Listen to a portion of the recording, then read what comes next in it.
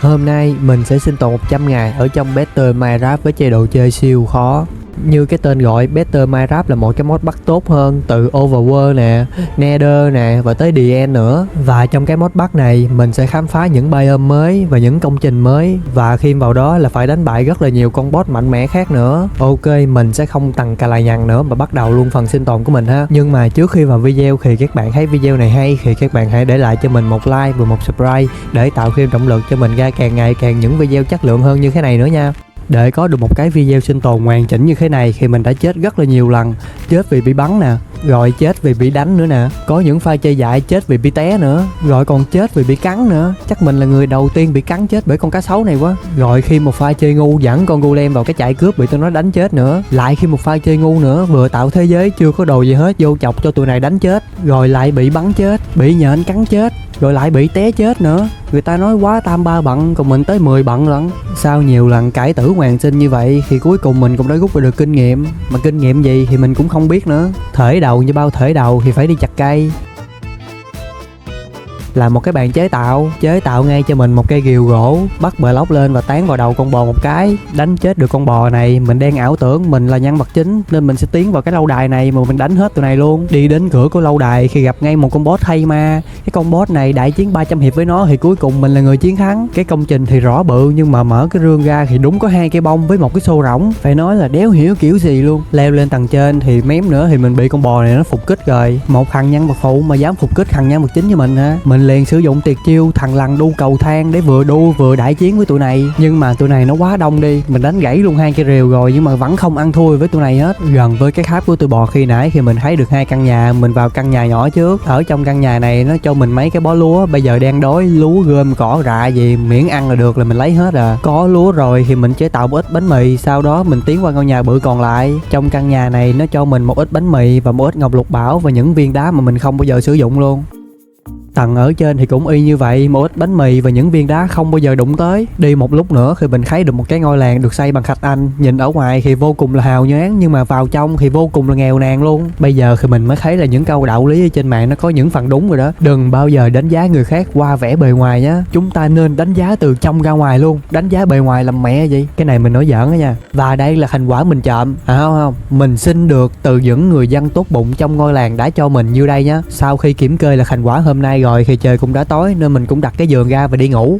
Sáng hôm sau mình sử dụng những miếng sắt để chế tạo cho mình một cái cuốc sắt và một cái rìu sắt, chế tạo thêm một cái khiên sắt nữa để tăng sức chống chịu khi đối đầu với zombie. Đi được một lúc thì mình có gặp được một cái mai sáp, nhìn xuống dưới thì nó khá là sâu đó, nhưng mà cái mai sáp này sao nó toàn lá với gỗ không vậy? Ở đây mà có một miếng lửa ha, không biết nó cháy sáng cỡ nào nha. Trong đây mình có thấy được một cái rương, ở trong cái rương này nó cho mình một quả táo vàng, 3 trái bơm với mấy cây đuốc. Ở ngay đằng sau lưng mình, ngước mặt lên trên, các bạn thấy gì chưa? Kim cương. Tiến lại gần và đào lấy ngay cục kim cương đó, và ở gần đó nó cũng có thêm mấy cục như vậy nữa. Lạ ở cái chỗ là tìm được 3 chỗ có kim cương mà mỗi chỗ có đúng một cục. Xung quanh chỗ này cũng chỉ có thêm được 2 cục kim cương nữa, không có gì là đáng giá hết. Mình sử dụng tuyệt chiêu điếm thúi, bật cái map lên xong rồi bật full hết công trình ở dưới hang này. Đây không phải là ăn gian đâu nha, đây là tính năng của game đó nha. Ở gần chỗ của mình có được một cái công trình nên mình đánh dấu nó lại và lấy cuốc ra đào tới công trình đó thôi. Vừa xuống tới đây đang lay ngoay thì nó cho mình mù một cái. Mình ngoan quá nên mình chặn hết mấy cái đường lại luôn. Bây giờ đang bị mù, con nào tới em úp sọt một cái không biết chạy đường nào cho khót luôn á. Quay qua thì mình có thấy con làm mình bị mù nó đang đứng ở đây, mình liền móc cái rìu ra và phan nó liền. Đánh nó xong mình có nhận được một cái vật tổ ảo ảnh nên mình đem nó vào sử dụng. Tiếp tục đi khám phá thì mình có thấy được một cái căn phòng. Ở trong căn phòng này đồ cũng khá là ngon ấy chứ. Ở trước cửa của một căn phòng thì có khá là nhiều mạng nhện nên mình phá mạng nhện đó và đi vào căn phòng đó thử. Mở cái rương ra thì ôi rồi ôi, đồ trong gương này rất là ngon luôn nha. Theo mình nghĩ là đồ nằm trong những căn phòng như thế này nó mới ngon, còn đồ nằm ở ngoài thì nó hơi cùi một xíu. Tiến vào căn phòng tiếp theo, mở cái cửa sập ra, nhìn xuống dưới thì mình có thấy được một cái sợi chỉ, mình có đào nó ra để xem sợi chỉ này kích hoạt cái gì. Thì ối rồi ôi, một đống mũi tên nó nằm trong đây luôn, hên mà mình kiểm tra trước á chứ không nhảy xuống là ăn hết mũi tên này rồi. Mình có đào xung quanh ra xem thử để xem xung quanh đây có cái bẫy gì nữa không, thì ở dưới đây nó an toàn rồi nên mình nhảy xuống. Ở dưới đây mình có thấy được một cái rương, ở trong cái rương này nó cho mình 1 viên kim cương và 4 phôi vàng, như vậy là cũng được rồi. Đi đến căn phòng khác thì đồ ở trong căn phòng này nó cũng giống y chang căn phòng đầu tiên. Tranh thủ lút nhanh thì mình thấy có một căn phòng có đồ ngon y chang căn phòng đầu tiên nữa. Mở cái rương ra thì đúng là như vậy, khoáng sản rất hấp dẫn. Áp dụng chiêu cũ, lấy hết một đống mũi tên này ra và lấy luôn cái gương ở dưới đây, như vậy là xong. Lút sạch cái công trình đó và mình có lên trên và tiến thẳng về phía tây nam. Xuất hiện trước mặt mình là một cái lâu đài rất là hoành tráng luôn, nên mình có đi lại gần để xem. Đi lại gần cái lâu đài thì mình có thấy một đàn đen phát sáng ở đằng trước, cứ ngỡ là đốm con. Mình có móc cây nỏ ra và bắn thử tụi nó. Vừa bắn tụi nó xong, tụi nó chạy lại tấn công mình liền. Đi lại gần thì mới thấy tụi này nó cũng bự chà bá, chứ phải đốm con, cái này là đốm chúa mới đúng á. Xử hết mấy con kia xong, còn cái con đầu đàn này mình bắn mũi tên vào nó mà bị dội ngược lại. Mình móc kiếm ra áp sát lại nó và chém, ai ngờ nó làm mình một chiêu thôi, còn đúng một tim máu à. Con đốm chúa này mạnh khiếp chứ đùa. Giằng co với con này mãi thì cuối cùng mình cũng đã tiêu diệt được nó. Đánh mấy con này xong mình có nhận được mấy cái mặt nạ, thì cái mặt nạ này nó tăng cho mình khả năng nhảy. Cái mặt nạ tiếp theo thì nó tăng cho mình khả năng chạy nhanh, còn cái mặt nạ này thì nó tăng cho mình khả năng đào nhanh. Cắt mấy cái mặt nạ vào ba lô rồi thì mình có chế tạo ra cho mình một cái mũ kim cương, một cái quần kim cương và khi vào đó là một đôi giày kim cương nữa. Bộ đồ đen mặc mình nâng cấp lên kim cương rồi thì bây giờ cũng phải tới dụng cụ nâng cấp lên kim cương nữa chứ. Chuẩn bị xong xuôi hết rồi thì mình có bắt block lên để xem thử ở trong lâu đài này nó có cái gì. Chào đón mình là một anh cướp đang giơ cây nỏ thẳng vào mặt mình và bắn mình. Với lượng trang bị hiện tại thì cũng không quá là khó khăn để tiêu diệt hai con này.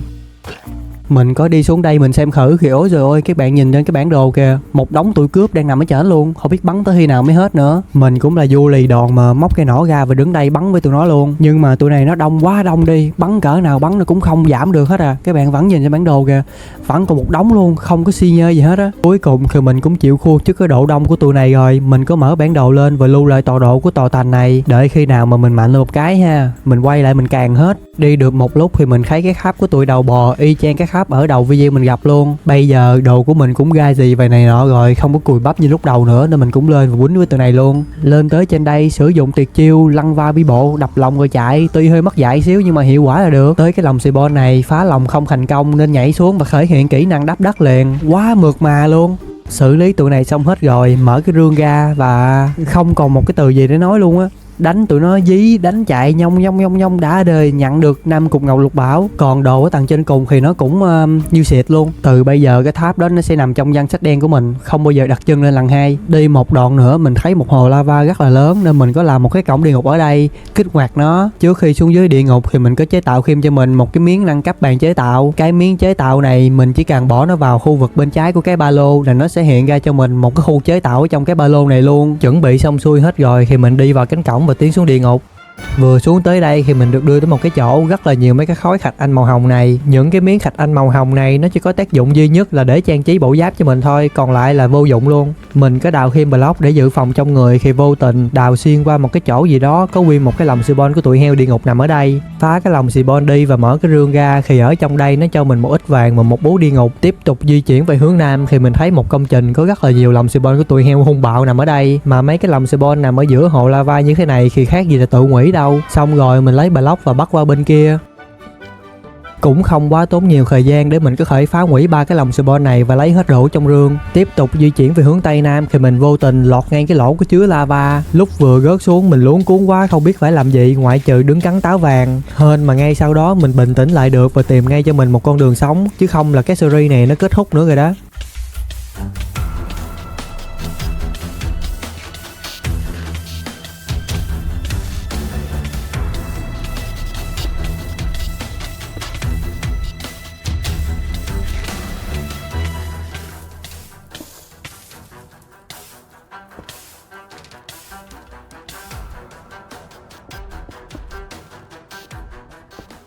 Di chuyển được một lúc thì mình có thấy được một cái bastion, mình có đào thêm một ít block để bắt cầu ở bên cái bastion đó. Trong đây khi mình có tìm được mấy cái khối vàng do mấy cái tụi heo Bitly này nó giấu. Mình cũng tìm kiếm mấy cái rương ở trong cái bastion đó nhưng mà mình kiếm hoài nó không ra, nên mình tiếp tục di chuyển thẳng về hướng đông nam để tìm kiếm cho mình những công trình khác. Mình lại thấy thêm được một cái bastion nữa, nhưng mà cái bastion này là bastion xịn nha. Với cái độ đẹp trai của mình thì xử cái tụi heo này nó không quá là khó khăn đâu.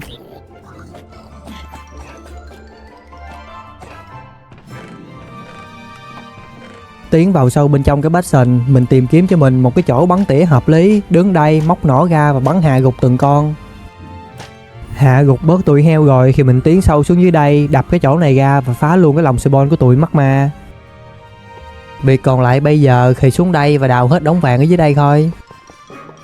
Và mình cũng không quên là lấy hết đồ ở trong cái rương này, mà trong cái rương này nó cho mình sẵn luôn một cái foil netherite rồi, quá là tiện luôn. Đi được một lúc thì mình có thấy được cái nether fortress, đang lúc cần que quỷ lửa thì nó xuất hiện ngay trước mặt luôn, chứ còn gì để tuyệt vời hơn nữa. Mà mình chưa bước vào cái fortress nữa mà gặp ngay cái con quỷ gì nó cứ xè cái khó chịu vãi. Vào trong đây thì mình chủ yếu là kiếm một ít que.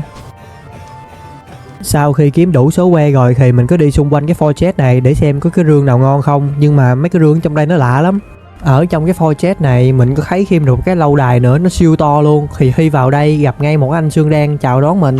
Với cây kiếm cái dòng hại khay ma của mình thì 2 chém thôi là bay màu liền. Xong rồi khi mình cứ đi xung quanh cái lâu đài này và lút hết một đống rương trong đây thì nói chung là đồ cũng ok.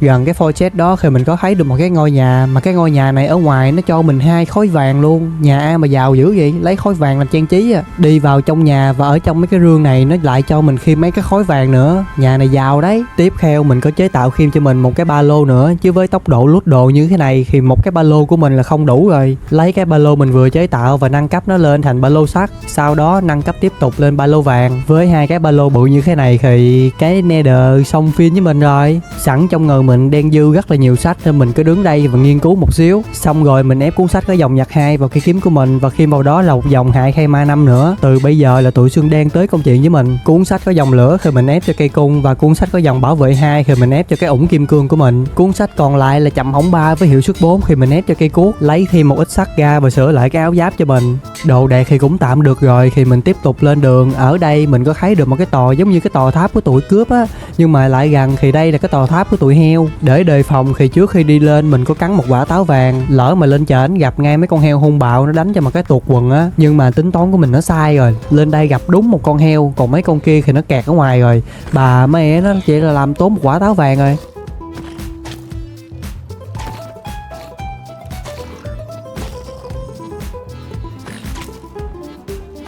Xử tụi heo xong thì đớp ngay đồ trong rương thôi. Tiếp tục lên đường thì mình thấy được một cái chỗ y chang cái chỗ lúc đầu mình gặp nè. Có 3 cái lồng spawn của tụi heo hung bạo. Hung bạo cỡ nào mà spawn ngay chỗ này thì thôi thua rồi. Làm y chang như công thức cũ, phá lồng, lấy rương rồi phá lồng thôi. Mình có đi đến một cái chỗ gì đó mà toàn thấy xương đen với xương trắng không. Móc cung ra và bắn hạ từng đứa. Sau khi thấy số lượng giảm bớt rồi thì móc block ra và đặt xuống dưới để xem ở dưới đây nó cho mình đồ gì. Nhưng mà nhiều xương đen với xương trắng quá vậy. Đúng là rương đồ của anh em nhà Sương mà không có một cái gì ngon lành trong đây luôn á. Kế bên nhà của anh em Sương đó thì có một cái tháp. Trên nóc của cái tháp thì nó cho mình luôn một cái waystone, quá là tuyệt vời. Còn đồ trong rương thì cũng được, nói chung là 5/10. Trên bản đồ mình thấy có một cái chỗ gì đó rất là bự nè. Mình đánh dấu nó lại và tiến thẳng qua bển thôi. Trong cái công trình này mình cũng đã biết chỗ giấu rương của tụi nó. Các bạn chỉ cần đi lại cái tháp ở giữa và đào ngay cái chỗ này là sẽ thấy ngay mấy cái rương liền. Lút hết một đống rương đó thì mình có lấy thêm một ít block để bắt lên trên cao. Ở trên mấy cái tòa tháp này nó còn giấu mấy cái rương ở trên đây nữa. Tụi này nó chơi nó giấu kỹ thiệt chứ.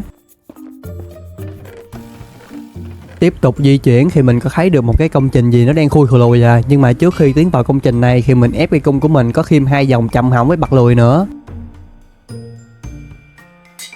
Mà trong cái mod bắt này ở bên cái địa ngục nó có mấy con khó chịu lắm nha. Các bạn nhìn nó cái con gì mà nó cầm nó cứ bắn cà nhảy cà tứng kìa. Đúng bực mình luôn á. Đây cái con này nè, các bạn nhìn cái mặt nó nè, mẹ nhìn cái mặt nó đúng bực mình. Nó bắn mà nó bị văng ngược rồi nữa chứ. Quýnh nó hoài ra. Mà lúc này 2 con một lượt mới chịu chứ. Khà đánh xong 2 con ở dưới thì không nói đi, nhưng mà vừa bước lên lại gặp con đó nữa. Mấy con quỷ này bên đây sao nó spawn nhiều dữ vậy? Sau đó mình có đập 2 cái khối than ở trong cái công trình này ra thì mình thấy mấy cái con xanh xì ke này nó chạy lại. Mình chém nó thử thì nó rớt ra con vét. Như vậy là cái con vét này nó hợp hởi với cái con xì ke này để biến thành cái con xanh đó hả? Nghe ảo hết à.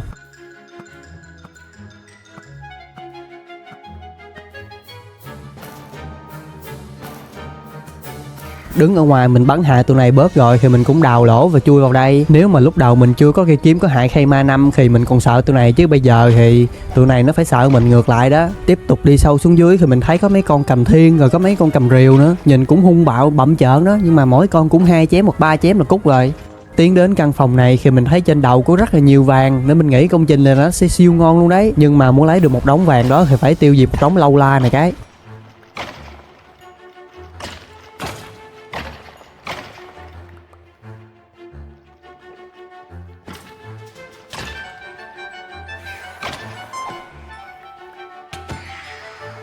Tiêu diệt hết đống đó rồi thì mình chỉ cần lắp cái lỗ này lại và bắt block lên, đào hết đống vàng trên đầu thôi.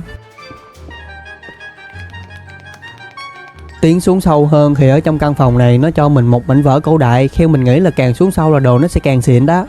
Đúng như mình nghĩ luôn, cái rương ở dưới đây nó cho mình đồ siêu ngon luôn. Nói chung là cũng được 7,5/10 đi. Ở dưới cái tầng sâu nhất này nó cho mình thêm 2 mảnh vỡ cổ đại nữa, mà trong cái rương này sao nó lạ lắm.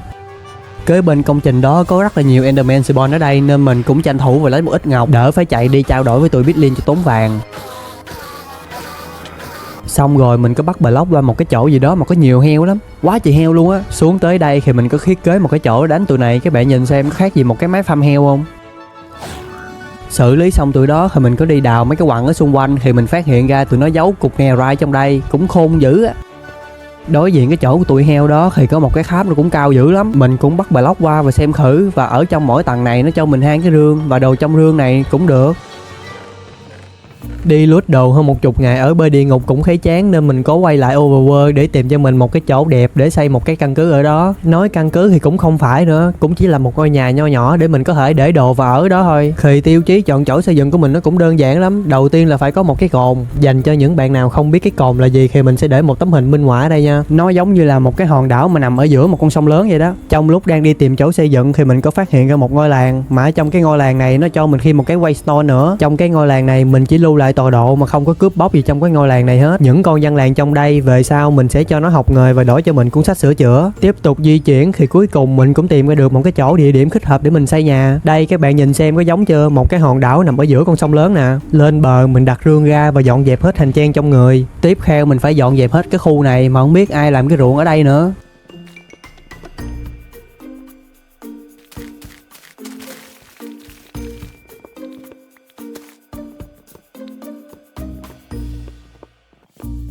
Dọn dẹp xong rồi thì mình đào thẳng xuống để tìm nguyên liệu xây nhà. Những nguyên liệu mà mình cần ở đây đầu tiên là đá cuội, thứ hai là cục đá, thứ ba là cục đá Enderite này. 3 loại đá này mình sẽ sử dụng để trang trí cho bức tường của mình. Tiếp theo là đến gỗ. Gỗ thì mình chỉ cần 2 loại thôi. Đầu tiên là gỗ sồi sẫm này, thứ hai là cây gỗ sồi. Cây gỗ sồi sẫm thì mình sẽ sử dụng để làm viền cho mái nhà, còn cây gỗ sồi thì mình sẽ dùng nó để lót cho cái mái nhà. Nguyên liệu đầy đủ rồi thì bây giờ mình sẽ làm một cái khung cho ngôi nhà trước. Ngôi nhà của mình thì mình sẽ xây nó theo phong cách hơi cổ cổ một xíu, và mình cũng không xây nó quá bự, chủ yếu là có chỗ để mình ngủ và chỗ để rương là được.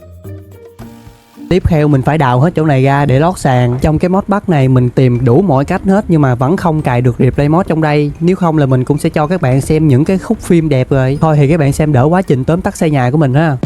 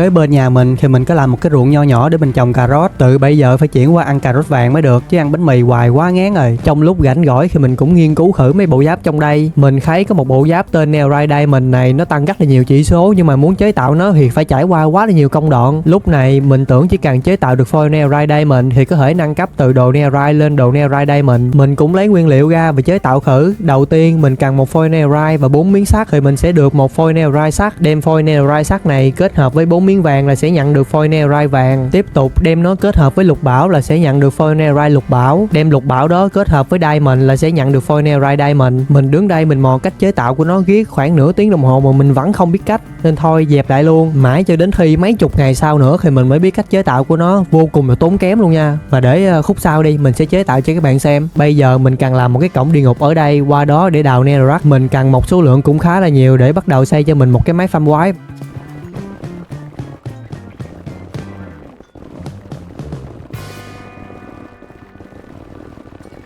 Kiếm đủ nguyên liệu rồi thì mình bơi ra con sông ở ngay trước nhà và làm luôn một cái máy farm quái ở đó.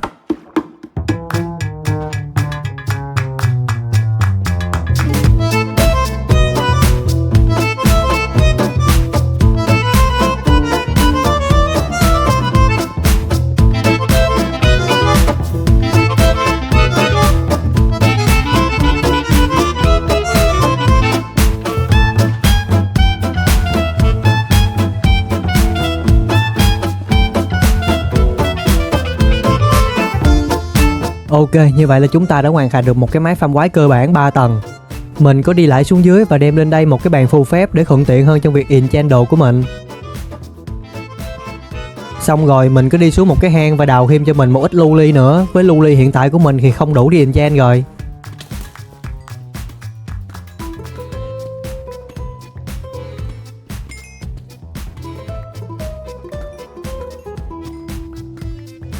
Lên trên mình có chế tạo ra thêm mấy cái mẫu gàn nâng cấp nữa để chuẩn bị nâng cấp bộ đồ kim cương của mình lên Netherite. Xong rồi khi mình lấy hết mấy cái vụn Netherite của mình có được và chế tạo thành foil Netherite, tính luôn số foil Netherite ở trong ba lô của mình có khi mình tổng cộng có được 6 cục, vừa đủ luôn để nâng cấp một bộ giáp với một cây kiếm. Chuẩn bị xong xuôi hết rồi thì bây giờ chỉ cần lên máy farm quái và lấy kinh nghiệm ép đồ thôi.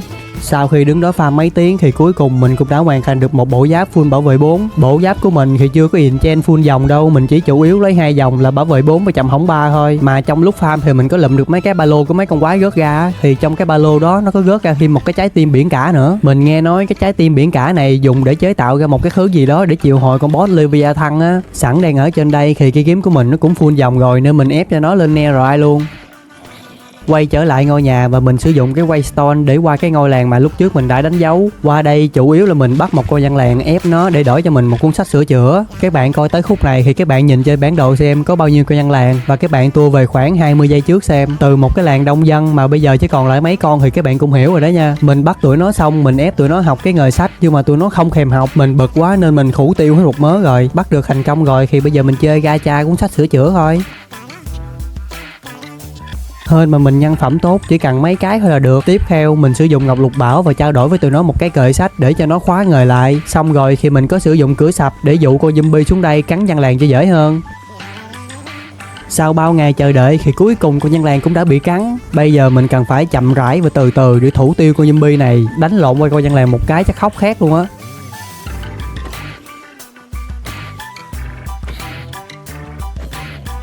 Bây giờ thì chúng ta chỉ cần giải cứu cho anh dân làng thôi. Cái giá mà mình nhận lại được khi giải cứu thành công anh dân làng này là một ngọc lục bảo và một cuốn sách sẽ nhận được một cuốn sách sửa chữa. Đây đúng là một phi vụ đầu tư có lời. Nhưng mà bây giờ mình hết sách rồi, mình có lấy cái kệ sách ban đầu và mình đập nó ra và nhận lại được 3 quyển sách. Và mình lấy 3 quyển sách đó mình trao đổi và nhận lại được 3 cuốn sửa chữa. Mình tiếp tục trao đổi thêm 3 kệ sách nữa và đập nó ra để lấy 9 cuốn sách. Như vậy là mình có tổng cộng 12 cuốn sách sửa chữa. Quá đẻ. Trao đổi với nó xong thì mình chôn với lại luôn để sau này có gì cần quay lại trao đổi tiếp. Lưu luôn cái tọa độ ở đây nữa, mắc công mai mốt đi ở đây mà quên nữa. Về nhà và mình ép hết mấy cuốn sách có dòng sửa chữa vào bộ giáp và bộ dụng cụ của mình. Tới cây kiếm của mình thì nó tốn tới 26 kinh nghiệm lần. Bây giờ mình phải lết lên cái máy farm quái đó và farm kinh nghiệm nữa thôi.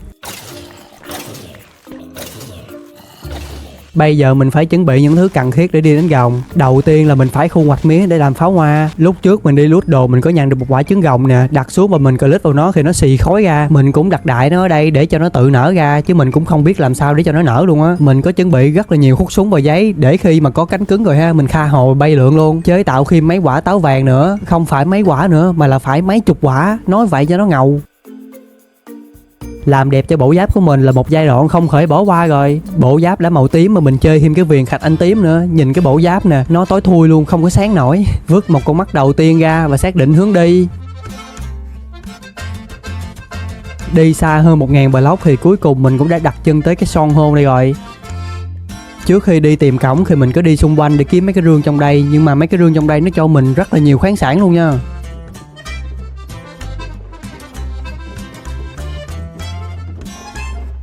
Trong đây nó bự quá, mình đi lạc có nửa tiếng đồng hồ mới tìm được cái cổng này á. Lưu lại tọa độ ở đây luôn, mắc công 21 khó tìm nữa. Hên mà lúc đầu mình chuẩn bị dư ngọc nè, chứ không là bây giờ gặp cái trường hợp này thôi bó tay luôn rồi đó. Nguyên một cái cổng như vậy mà không có một con mắt nào luôn. Ok, mọi thứ chuẩn bị xong xuôi hết rồi thì bây giờ kích hoạt cánh cổng, nhảy xuống cánh cổng và đi đánh bại con rồng thôi. Đúng là lần đầu tiên mình chơi cái mắt bắt này luôn á, nhìn ở đâu nó cũng lạ hết. Mấy cái cột kìa nó cũng thay đổi nữa, mà bên đây nó cũng có mấy cái quặng gì nữa nè, nhìn lạ quắc lạ quơ à. Mod bắt này nó làm cũng hay nữa. Khi mình đứng ở ngoài á thì chưa có thấy con rồng đâu hết, mà chỉ khi mà mình đi vào đây nè mới bắt đầu xuất hiện cái triệu hồi con rồng nè.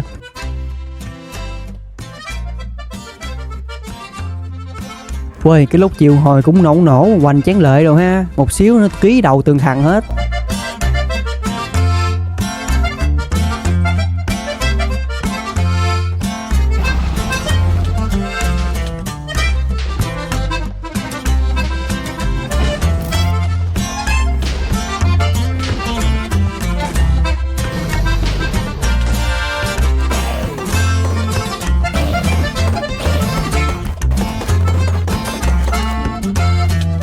Ok, như vậy là đánh bại xong con rồng rồi. Thì con rồng này mình đánh mình cảm thấy nó y chang ở bên Vanilla vậy á, không có khác gì hết à. Tiêu diệt nó xong thì làm sao mà có thể quên cái quả trứng của nó được. Đi qua đây thì mình có thấy một con tàu bay giống mình là nó bị hỏng á, nó nằm ở đây nè, nên mình có vô mình xem thử. Nhưng mà trong con tàu này thì nó không có cánh cứng, còn mấy đồ trong rương thì khỏi phải nói đi, quá là ngon rồi. Lấy hết đồ trong rương xong thì mình cũng không quên lấy hết mấy chai thuốc ở đây. Những chai thuốc này về sau nó giúp ích cho mình trong việc đánh boss rất là nhiều.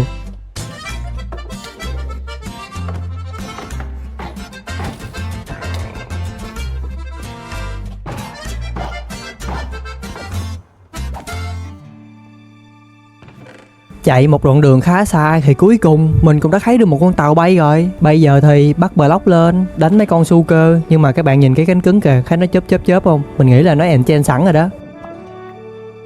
Ngon, enchant sẵn luôn hai cái dòng mà cần thiết cho cái cánh này rồi. Nhưng mà hiện tại bây giờ mình đang đeo cái ba lô rồi, muốn đeo được cái cánh thì phải gỡ cái ba lô ra, bất tiện quá.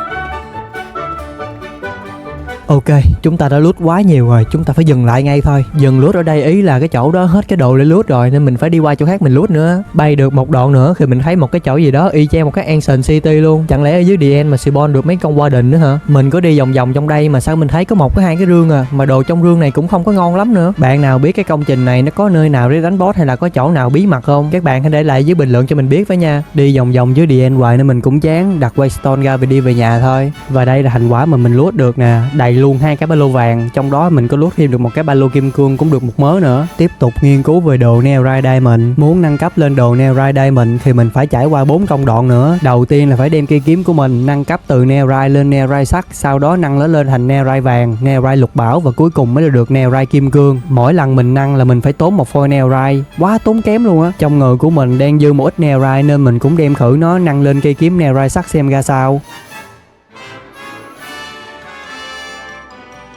Khúc này khi mình có đem cây kiếm Netherite sắt này để so sánh với cây kiếm Netherite thường thì mình cũng không thấy nó khác biệt là nhiều. Thôi kệ đi, nâng đại đi. Dù gì sau này thì mình cũng nâng nó lên thành Netherite kim cương mà. Có kiếm mới rồi thì phải bay đi test vội thôi. Mình có bay thẳng vào cái cối xay gió toàn là cướp. Ở trong đây chắc khoảng 20-30 mạng á. Mà xui nổi một cái đi test kiếm mà bị ngay con phù thủy này nó quăng cho cây thuốc yếu đuối nữa chứ. Sao mà test được. Các bạn xem tụi này nó bắn mình khác gì mũi chích inox không? Không có tuột miếng máu nào luôn á.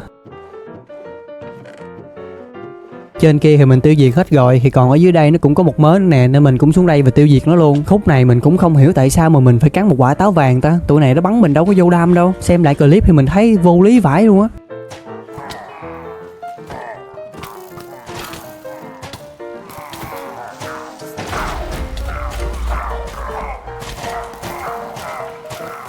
Nè các bạn coi con nhân lèn nó có mắt dài không nè. Mình đang lút đồ nó lại nó đánh mình, cái mình ra mình đánh nó cái nó chạy mất tiêu luôn. Lần đầu tiên chơi game mà mình thấy trường hợp vậy luôn.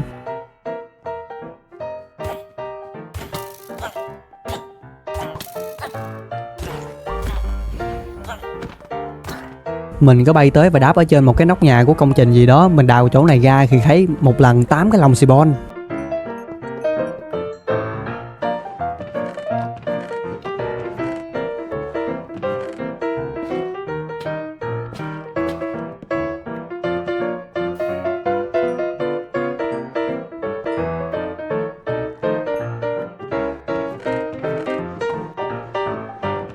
Đi được một đoạn nữa thì mình thấy cái doanh trại của tụi cướp. Mà các bạn nhìn xem, một cái doanh trại nhỏ xíu mà hơn 10 thằng cướp ở đây. Bà mẹ nó gì mà đông dữ vậy. Đứng ở đây thì mình thấy ngại quá, có nhiều ánh mắt nhìn mình quá, nên mình có giải thoát cho anh golem này, để cho anh golem này massage cho mấy anh cướp cho nó thoải mái một xíu ha.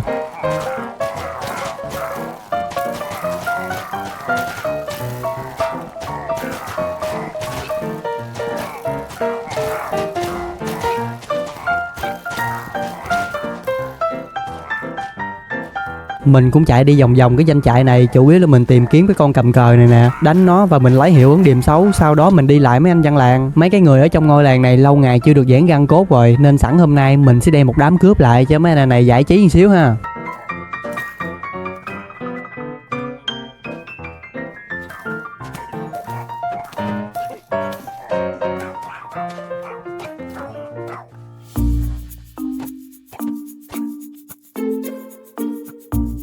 Lúc này mình không hiểu mình bị cái gì nha. Mình đang đứng ở trên đây mình bắn tụi cướp nè, xong rồi khi mình nhảy xuống và mình chuẩn bị chém tụi nó, cái nó không báo thất bại luôn.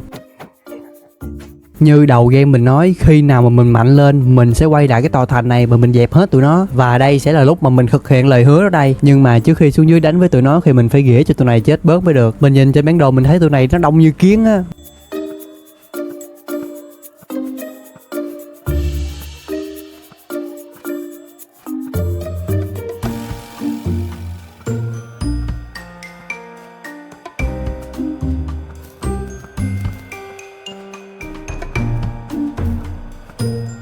Đứng bắn với tụi này một xíu thì mình thấy chán quá, nên mình cắn táo vàng vô và xuống solo tụi này luôn.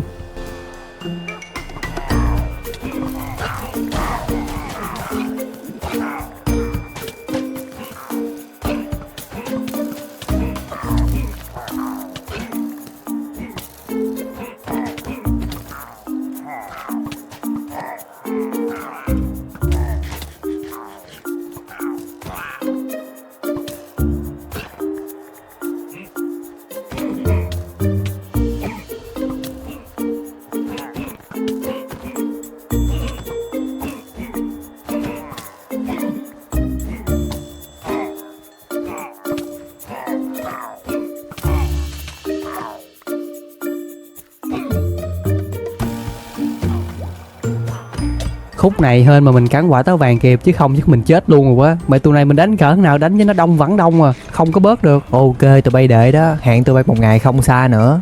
Đi ra khỏi tòa tháp đó thì mình tính về nhà, nhưng mà ở gần nhà mình nó có một cái công trình gì nữa nè. Ở ngay chỗ này khi mình có thấy một cái con triệu hồi, mình có chạy lại giết nó thử thì nó xuất hiện luôn cho mình một cuộc xâm lược. Cũng may ngay lúc này mình cần tô tầm để chuẩn bị đi đánh boss nữa. Như thế là mình chiến với tụi này luôn.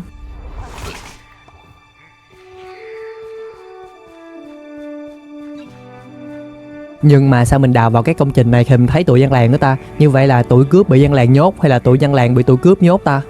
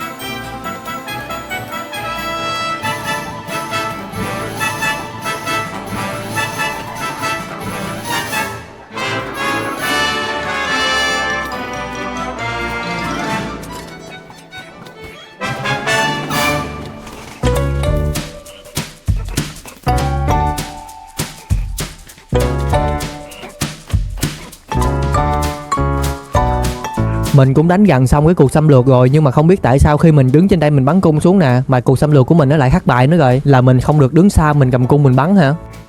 Xong cái cuộc xâm lược đó thì mình cũng trở về nhà và thu hoạch cho mình một ít cà rốt. Mình có đem hết số cà rốt mà mình vừa thu hoạch được, mình chế tạo thành cà rốt vàng. Đi vào nhà thì cũng ngựa nghịch xem cái tô tầm này có chế tạo được gì nữa không. Mình cũng đem mấy cái mảnh vỡ của lòng xì bon ra và mình kết hợp với tô tầm để chế tạo thử. Chế tạo xong rồi thì mới biết cái tô tầm này nó chỉ có ngăn lòng xì bon không xì bon ra thôi. Bà mẹ nó Tài Lanh làm gì á, mắc bà nó cái tô tầm luôn rồi. Bây giờ mình có cánh cứng rồi nên mình cũng muốn qua địa ngục mình bay vòng vòng xem thử có công trình gì mới không. Qua tới bên đây và bay được một lúc thì mình có thấy được một cái cục gì đó. Mình có ấn thử vào nó thì nó thiết lập cho mình điểm hồi sinh của mình sẽ nằm ở đây. Mình đang chơi hardcore mà, đâu có mạng thứ hai đâu mà hồi sinh. Bay một đoạn nữa thì mình có thấy một cái chỗ gì đó. Trong đây thì chỉ có vài con heo Pitlin với vài con heo hung bạo thôi à.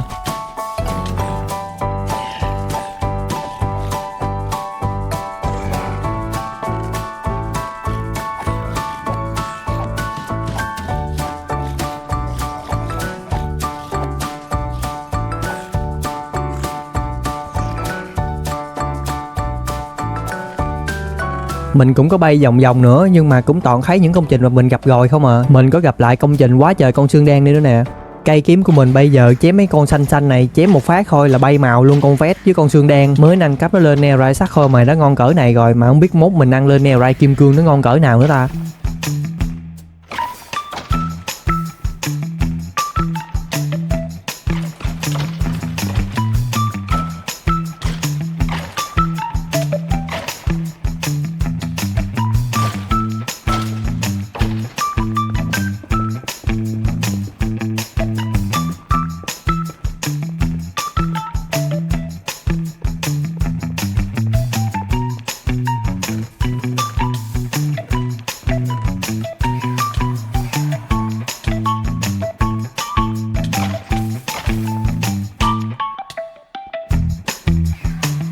Lút xong chỗ đó thì mình tiếp tục bay đi, nhưng mà bay được một lúc thì mình có thấy được một công trình gì đó nữa nè. Mình bay vào thì gặp luôn một con boss. Vừa bay vào thôi mà nghe tiếng máy móc kêu các kiểu rồi, nhìn ngầu dữ. Tìm cho mình một chỗ đắp đất an toàn, xong rồi thì mình chuẩn bị một số vật phẩm để đánh boss. Tính ra đây là lần đầu tiên mà mình đánh boss ở trong mấy cái mod bắt này luôn á. Ok, chuẩn bị được một lúc rồi thì mình bay xuống và húp nó luôn thôi. Lúc này vừa bay xuống thì mình có nghe tiếng nhạc. Cái tiếng nhạc này là nhạc của game luôn á nha, không phải nhạc mình ghép đâu vô nha. Trong lúc đánh boss thì mình sẽ hạn chế nói chuyện và cắt video ra nha, để cho các bạn xem đầy đủ hết những khoảnh khắc mà mình đánh boss nó ra sao.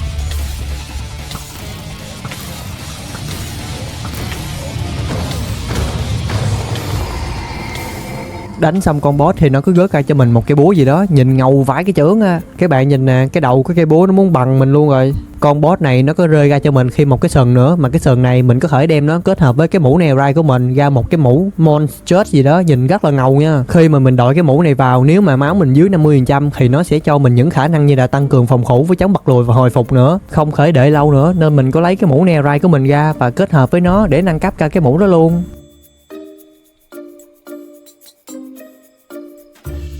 Wow, các bạn nhìn nè, mình có 2 cái sừng luôn, giống như mới bị cắm sừng vào á.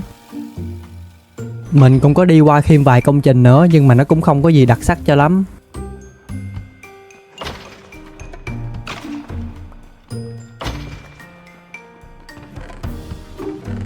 Khúc này thì mình mới đọc kỹ là cây búa của mình thì mình mới phát hiện ra cây búa này có thể giống như cây cuốc nha, có thể đem nó đi đào được luôn á. Có cái phải chơi là cây búa này nó không có enchant là nó yếu xìu luôn. Mình có đấm thử mấy con xương đen mặt giáp này, đấm một lần có 6 máu à. Cây búa của mình nó có thêm một cái skill nữa nè, khi mà mình click chuột phải vào một cái block gì đó thì nó sẽ gung chuyển á. Các bạn thấy gung cái màn hình luôn không?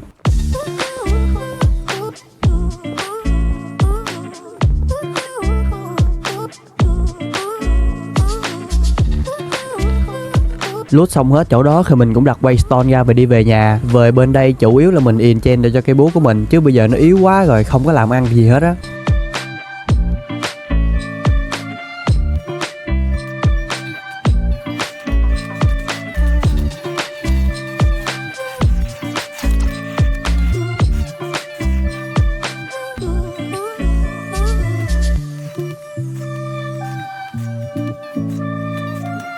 Sau khi đứng mày mò ở đây cũng gần cả tiếng đồng hồ thì cuối cùng mình cũng enchant được những dòng sau đây. Cây búa của mình thì nó cũng chưa có mát dòng đâu, nhưng mà mình lười quá, mình không có enchant nữa. Đi lại xuống dưới nhà của mình thì có một điều bất ngờ xảy ra. Mở cửa ra và thấy con rồng nó đã nở rồi. Các bạn nhìn con rồng này xem có ngầu không? Muốn thuần phục được em rồng này thì mình phải cho nó ăn cá, nên mình cũng có chạy ra ngoài biển và bắt vài con.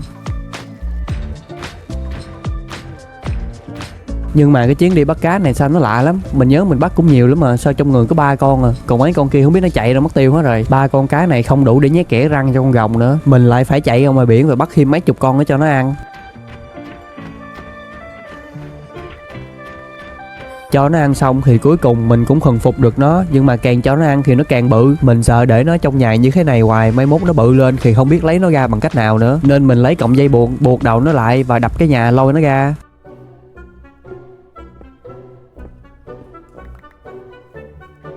Mình cũng có làm thêm cho nó một cái chuồng để cho nó đừng có đi lung tung. Nhưng mà quyết định là một cái chuồng ở ngoài đây là một quyết định rất là sai lầm của mình luôn. Tạm gác qua chuyện của em rồng thì mình có qua DN để chuẩn bị đánh boss Wither. Cái sao Wither ở trong đây thì nó cũng như là một cái lõi năng lượng á. Mình đang cần cái lõi này để kích hoạt con boss The Harbinger. Và con boss đó nó sẽ rơi ra cho mình một cái khối Witherite. Từ con boss đó thì mình mới có thể chế tạo ra được một cái đe xịn. Và từ cái đe xịn đó thì mình có thể nâng cấp được cây búa của mình. Muốn nâng cấp được cây búa mà nó cũng dài dòng phết chứ đùa.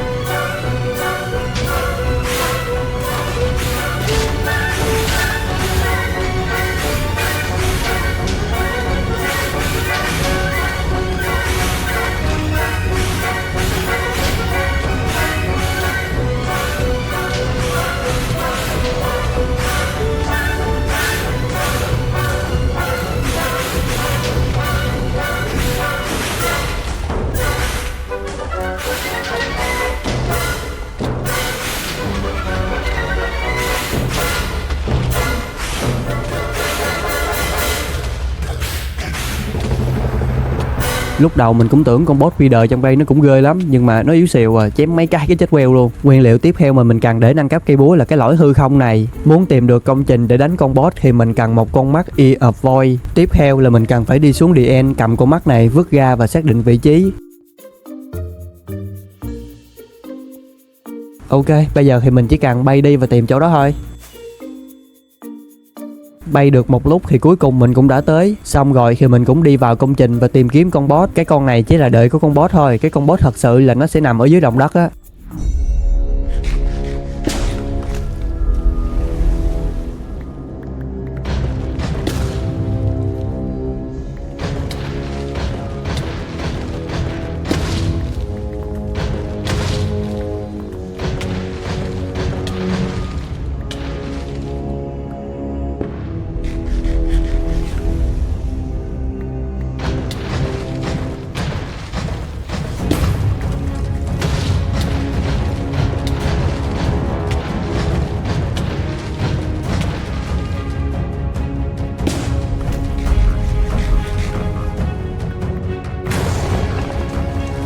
Đánh bại nó xong thì mình cũng nhận được cái lõi hư không. Như vậy là mình đã đủ nguyên liệu để nâng cấp cho cây búa của mình. Mình cũng không rời đi vội mà mình chạy lên cái chỗ con boss mini lúc nãy đang đứng, mình đào thẳng xuống. Ở dưới đây thì mình sẽ tìm kiếm được một căn phòng, và căn phòng đó chính là căn phòng đại ca của cái chỗ này.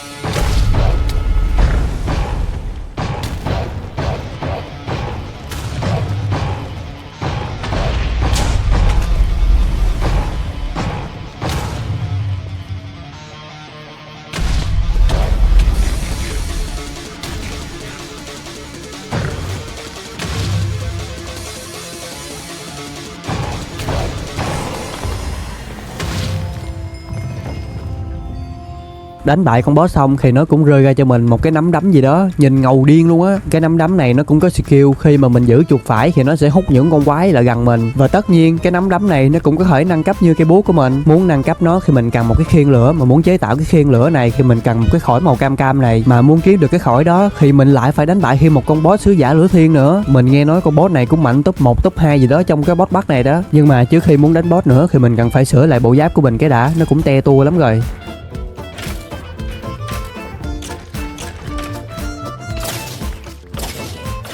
Sửa lại bộ giáp xong rồi thì mình cũng nâng cấp cho cái búa của mình lên dòng sắc bén 5 luôn. Sẵn trong người thì mình cũng dư một ít netherite nên mình cũng có nâng cấp bộ giáp của mình lên netherite kim cương luôn. Đấy, các bạn nhìn xem có nét chưa, đẹp trai vô cùng tận luôn. Tiếp theo là mình cần phải đánh bại con boss để cho mình có nguyên liệu chế tạo cái đe xịn. Muốn tìm được công trình đó thì mình cần phải chế tạo ra một con mắt máy móc như thế này. Như cách cũ, mình chỉ cần vứt con mắt ra và đi theo hướng của con mắt để tìm kiếm công trình thôi.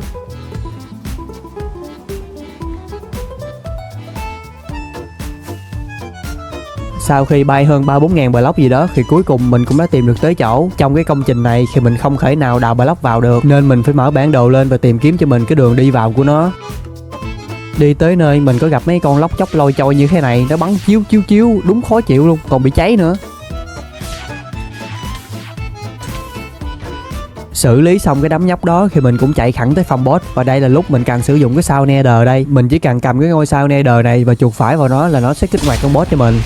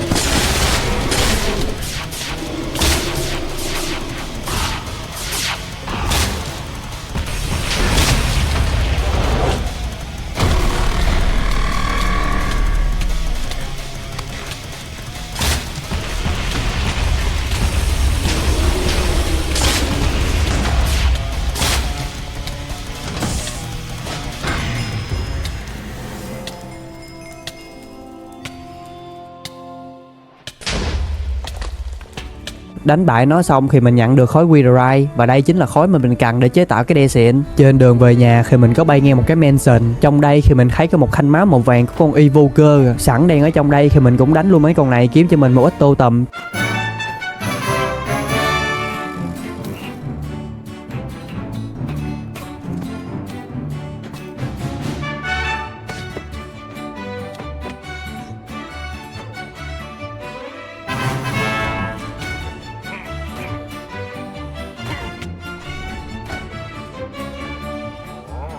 Đánh với cái con quần què này mình đúng tốn thời gian với nó luôn á. Đánh với nó mà từ tối cho đến sáng, nó dịch chuyển tùm lum á, đi kiếm nó thôi cũng tốn thời gian nữa.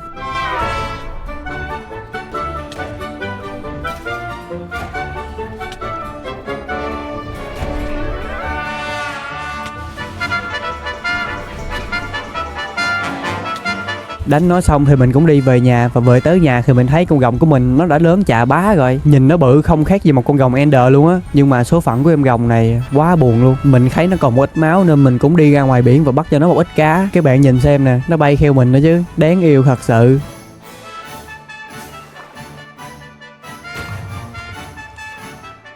Nhưng mà có cái này mình thấy lạ nha. Mình cho nó ăn rồi nhưng mà mình không thấy nó hồi máu, mà nó ăn được có một con à, mấy con khác nó không ăn nữa. Có bạn nào biết cách hồi máu cho con rồng này không? Các bạn bình luận ở dưới cho mình biết với. Mình có về nhà lấy cho mình một cái yên cưỡi và cưỡi nó thử. Cưỡi lên lưng nó nhìn nó to vãi, mình có chút xíu à. Đây để mình bay lên cho các bạn xem nha. Đó, thấy bảnh chưa? Quá trời quá đắt ngầu rồi. Cái bộ giáp của mình nó cũng xanh xanh nữa chứ, đúng tông xịt tông luôn. Đây khúc buồn của con rồng tới rồi đây. Khi mà mình vừa đáp xuống bị mấy con scare bắn. Lúc này mình đâu có biết là nó bắn con rồng của mình đâu. Để đánh con Reaper xong quay qua nhìn thấy con rồng đã bị bộ xương bắn chết. Đúng buồn luôn, nuôi mấy chục ngày cuối cùng bị bắn chết bởi bộ xương. Chết nhảm nhí thiệt chứ. Từ bây giờ mình sẽ cho mấy con xương này vào cái bảng phong thần của mình. Nhưng mà trong lúc mình đang chuẩn bị chế tạo một cái đe xịn, mình có nghe một cái tiếng trứng nở nên mình có quay qua và xem thử. Let's go! Lại khi một em rồng nữa đến với ngôi nhà này. Cái con rồng màu đỏ này nhìn nó ngầu bá cháy luôn ấy chứ. Ngầu còn hơn con rồng màu xanh nữa. Nhưng mà tạm gác lại chuyện của con rồng đó đi. Mình cần phải chế tạo cái đe xịn. Rồi, giờ khi chỉ cần kết hợp cây búa với cái lõi hư không này là xong.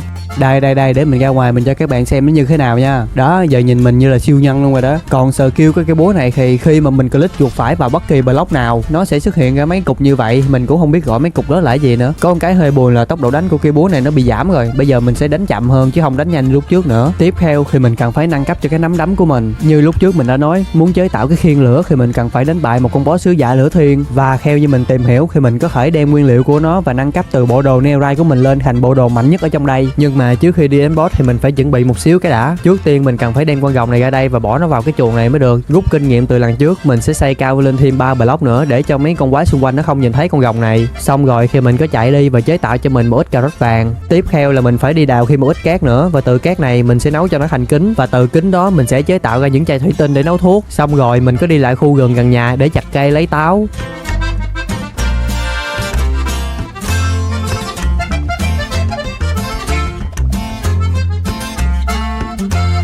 Có táo rồi thì chế tạo cho mình thêm một đống táo vàng nữa, và cũng không thể quên chế thêm cho mình một đống thuốc kháng lửa nữa. Trong người mình đang dư một xíu Netherite nên mình cũng đem cái quần và nâng cấp lên thành Netherite Diamond. Vừa nâng cấp xong thì mình có nghe trứng nở. Ra ngoài xem thì con rồng chết queo luôn. Nó nở ra xong rồi nó kẹt vô cái mái nhà rồi cái nó chết luôn. Con đầu tiên thì bị bắn chết, tới con này thì bị kẹt chết. Mình có bay qua địa ngục và phát hiện ra được một công trình gì đó. Trong mấy cái rương này nó cho mình mấy cái viên Nether Ruby. Những cái viên này mình cũng có thể đem nó chế tạo ra giáp. Cái này đầu game thì chế tạo ra sử dụng ngon, chứ bây giờ đồ của mình nó ngon hơn cái này luôn rồi. Tiếp tục đi loot nữa thì mình thấy có một cái rương nó cho mình luôn 4 khối Netherite. Biết vậy lúc trước đi kiếm những công trình như thế này loot là đỡ phải kiếm Netherite rồi. Mấy cái rương tiếp theo thì nó cũng cho mình quá trời Netherite luôn. Tổng cộng mình loot được khoảng 50 mấy phôi Netherite á. Bây giờ thì dư quá nhiều Netherite rồi nên mình cũng đem đôi giày của mình và nâng cấp nó lên thành Netherite Diamond luôn. Đây, như vậy là hoàn thành được một outfit Netherite Diamond rồi. Còn cái mũ này của mình thì nó xịn hơn mũ Netherite Diamond nên mình không có đổi. Sẵn tiện đó thì mình cũng nâng cấp cây kiếm của mình lên luôn, cây kiếm Netherite Diamond, nâng cấp luôn cái khiên lên Netherite, nâng cấp luôn cái ba lô lên Netherite. Như thế là mình đã có một outfit full Netherite rồi. Mọi thứ chuẩn bị xong xuôi hết rồi thì mình có chế tạo ra một con mắt. Con mắt này nó sẽ giúp mình tìm kiếm chỗ của con sứ giả lửa thiên. Như bao cách cũ, vứt con mắt ra, xác định phương hướng và bay đi tìm nó thôi. Mình bay khoảng 5.000 block thì cuối cùng cũng tìm được chỗ của nó. Chỗ đánh con boss này mình thấy nó y chang một cái đấu trường luôn á. Muốn triệu hồi được con sứ giả lửa thiên thì mình phải đánh bại hai cái con canh cửa này. Mình cũng không biết tụi này mạnh hay yếu nên mình cũng chỉ cầm cung và đứng từ xa bắn tụi nó thôi, mất công lại gần đánh và tốn tài nguyên với tụi nó nữa.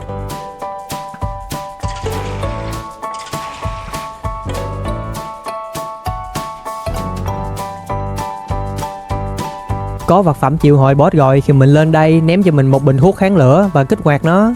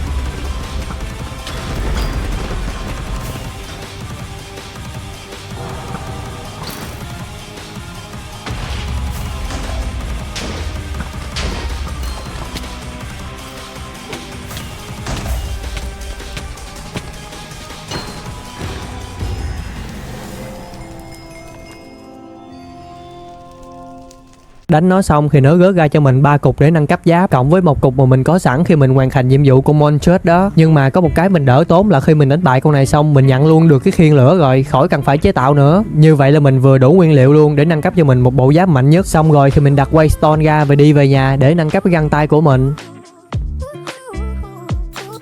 Skill của cái nắm đấm này thì khi mà mình giữ chuột phải và mình thả ra thì nó sẽ lao tới. Nếu mà có mục tiêu ở đằng trước đó thì mục tiêu đó sẽ bị chón nha. Các bạn nhìn nè, cái nắm đấm của mình, cái tay nó khòng muốn tới đất luôn. Được một cái là nhìn nó ngầu các bạn, ngầu vãi cái chưởng luôn á. Bây giờ thì mình sẽ chế tạo cho mình một bộ giáp Netherite. Sau đó mình có chế tạo ra thêm mấy cái miếng nâng cấp để nâng cấp thành bộ giáp mạnh nhất. Tiếp theo mình lấy cái áo và cái cánh kết hợp lại với nhau. Như vậy là mình đã hoàn thành được bộ giáp mạnh nhất ở trong game này rồi. Đây, để mình đi ra ngoài cho các bạn xem nha. Đó, bây giờ khi một tay cầm búa với một tay cầm nắm đấm nữa, nhìn nó phải nói là quá đã luôn. Bây giờ thì mình lên trên cái máy farm của mình và enchant cho nó những dòng xịn nhất thôi. Enchant bộ đồ đó xong thì mình bay xuống dưới, mình thấy mặt hồ đóng băng hết rồi. Như vậy là mình đã sinh tồn qua tới mùa đông luôn rồi hả? Mình đi và thu hoạch lại hết một đống mía này, chứ để đây mai mốt là không có một cây mía nào để xài luôn á. Mình cũng thu hoạch lại hết số cà rốt ở trong đây và trồng lại cho nó đầy cái ruộng. Sinh tồn ở trong đây cả 100 ngày rồi mà bây giờ cái ruộng cà rốt của mình nó mới đầy.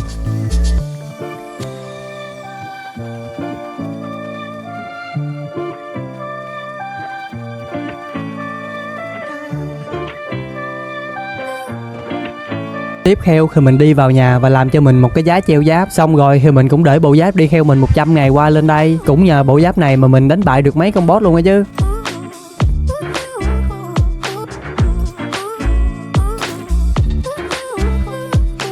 Ok, như vậy là xong. Bây giờ ở trên người mình chỉ có một thứ duy nhất nó chưa lên Netherite là cái găng tay này. Như vậy là mới chính thức full Netherite nè. Còn nhiệm vụ thì mình thấy mình cũng làm được một mớ rồi. Trong đây mình nghe nói còn mấy cái thế giới nữa nhưng mà mình không biết cách qua. Bạn nào chơi cái mod Bắc này rồi mà các bạn biết cách qua thế giới khác á, thì các bạn hãy để lại dưới bình luận cho mình biết với nha. Khi vào đó là 100 ngày tiếp theo, các bạn muốn mình làm gì trong thế giới này thì các bạn hãy bình luận ở dưới để cho mình biết luôn nha. Những bình luận của các bạn mình có đọc qua hết đó, mình không có bỏ sót cái nào đâu. Trước khi bắt đầu sinh tồn thì mình có kiểm tra lại hết nhiệm vụ xem có cái nào mình chưa làm. Mình thấy là trong 100 ngày trước mình còn rất là nhiều nhiệm vụ chưa hoàn thành luôn, và cũng còn hơn 10 con boss mình chưa có đánh bại nó nữa. Như vậy là trong 200 ngày này chúng ta sẽ có rất là nhiều thứ để làm đây. Kiểm tra nhiệm vụ xong rồi thì mình có đi lục lại mấy cái rương xem có những món đồ nào mà mình sử dụng được không. Mình có phát hiện ra được một miếng Feeding Upgrade. Cái miếng này mình có thể đem nó và nâng cấp lên. Khi mà mình đem nó và trang bị vào ba lô thì nó xuất hiện ra một cái ô bên phải như thế này. Bây giờ mình chỉ cần đem đồ ăn và bỏ vào cái ô này. Mỗi khi mình đói là nó sẽ tự động ăn luôn. Mình sẽ không cần cầm đồ ăn và ăn bằng cách thủ công nữa. Tiếp theo thì mình có nâng cấp cây cuốc của mình lên từ kim cương lên Netherite Diamond. Cái cây cuốc này nó đã đi theo mình từ đầu game đến bây giờ rồi, nên bây giờ là mình phải tăng trang nó lại thôi. Nhưng mà mình nâng cấp tới Netherite lục bảo thì hết mảnh nâng cấp luôn rồi. Việc tiếp theo mình cần làm là phải trồng lại hết những cây mía mà ở 100 ngày trước cuối video mình có thu hoạch lại hết á. Nhưng mà xui một cái là mình đang bay, cái tự động ăn đó nó ăn luôn cái trái táo vàng phù phép của mình rồi. Coi có điên người không ấy chứ, khó khăn lắm mới tìm được một trái ấy. Kiểm tra lại ba lô thì mình thấy mình chưa có tắt cái hình trái tim này. Đây là tác hại của việc không đọc kỹ hướng dẫn trước khi sử dụng đó. Rồi bây giờ là mình phải dọn phẳng hết cái chỗ này để cho có chỗ để trồng mía ở đây.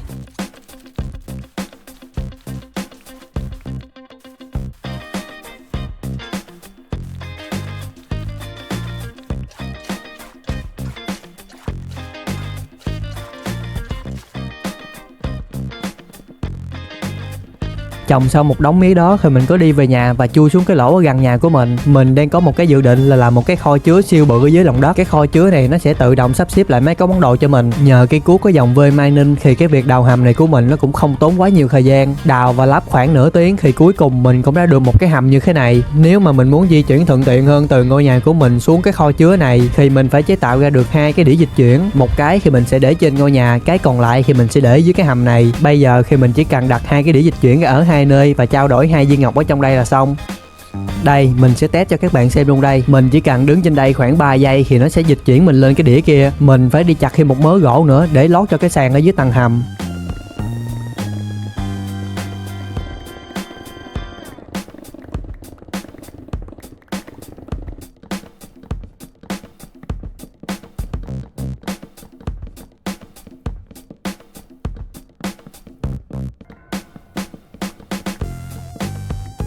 Lót sàn cho cái phòng xong rồi thì mình có đi lên và sử dụng cái waystone để quay lại cái căn phòng boss của sứ giả lửa thiên. Qua đây là mình chủ yếu lấy những cây đèn nắm để đem về khắp sáng cho cái tầng hầm của mình. Lúc trước thì mình chỉ lo đánh boss thôi, nhưng mà không ngờ ở dưới đây nó có thêm một đống vàng nữa nè. Đào hết đống vàng đó ra thì ở dưới đây nó có thêm một cái rương nữa, nhưng mà đồ trong rương nó cũng sida lắm.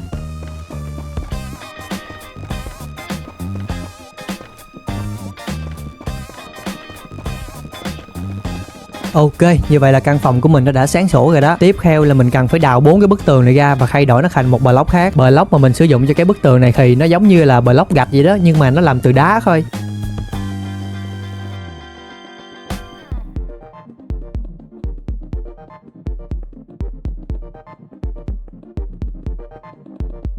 Ok, như vậy là mình đã hoàn thành được một cái nhà kho dưới lòng đất rồi. Tiếp theo là mình cần phải lên trên và chặt cho mình thật là nhiều gỗ. Số lượng rương mà mình cần cho cái nhà kho này chắc khoảng hơn 100 cái lần đấy. Có đủ số gỗ rồi thì bây giờ mình chỉ cần đi xuống nhà kho và đặt hết một đống rương này ra thôi.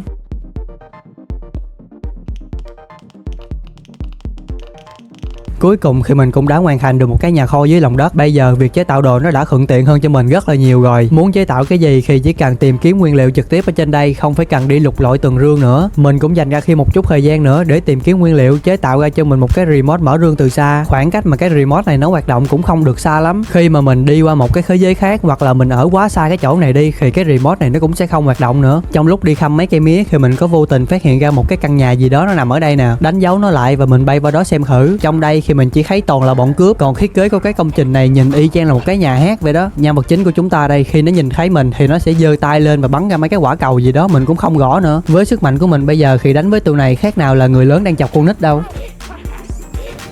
Đánh nó xong thì mình cũng đã hoàn thành được một cái nhiệm vụ. Không ngờ là mình đi đánh đại đánh bừa mà cũng hoàn thành được một cái nhiệm vụ luôn ấy chứ. Cũng không còn gì khám phá nên mình đi về nhà và chế tạo ra cho mình một con mắt. Như bao cách cũ, vứt con mắt ra, xác định phương hướng và bay đi tìm chỗ con boss thôi. Trong lúc bay đi tìm chỗ boss thì mình bắt gặp nguyên một con boss đom đóm ở đây. Nó xài cái skill gì mà chiếu nguyên một cái cột sáng xuống, cũng ghê gớm lắm. Nhưng mà nó gặp mình là nó hơi xui rồi. Mình làm gỏi nó nhanh gọn lẹ luôn. Đánh nó xong thì nó cũng chỉ rớt ra cho mình mấy cái mặt nạ và mình cũng hoàn thành luôn một cái nhiệm vụ nữa. Tiếp tục lên đường tìm kiếm thì mình vô tình kích hoạt luôn cuộc xâm lược ở trong một cái ngôi làng. Ở 100 ngày trước mình có đánh 2 cuộc xâm lược nhưng mà nó bị thất bại.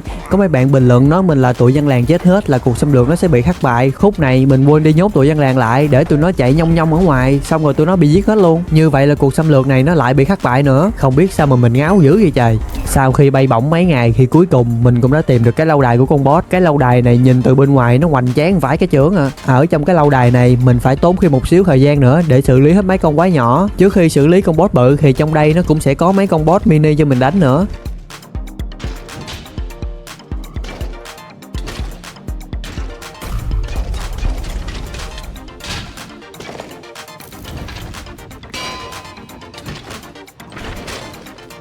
Xử lý hết mấy con tép riêu ở tầng trên rồi thì mình tốn khoảng nửa tiếng nữa mới tìm được cái chỗ đánh boss này. Bây giờ thì mình chỉ cần chuột phải vào cái miếng màu xanh đó thì cánh cổng nó sẽ tự mở ra. Nhìn đúng VIP slip luôn á.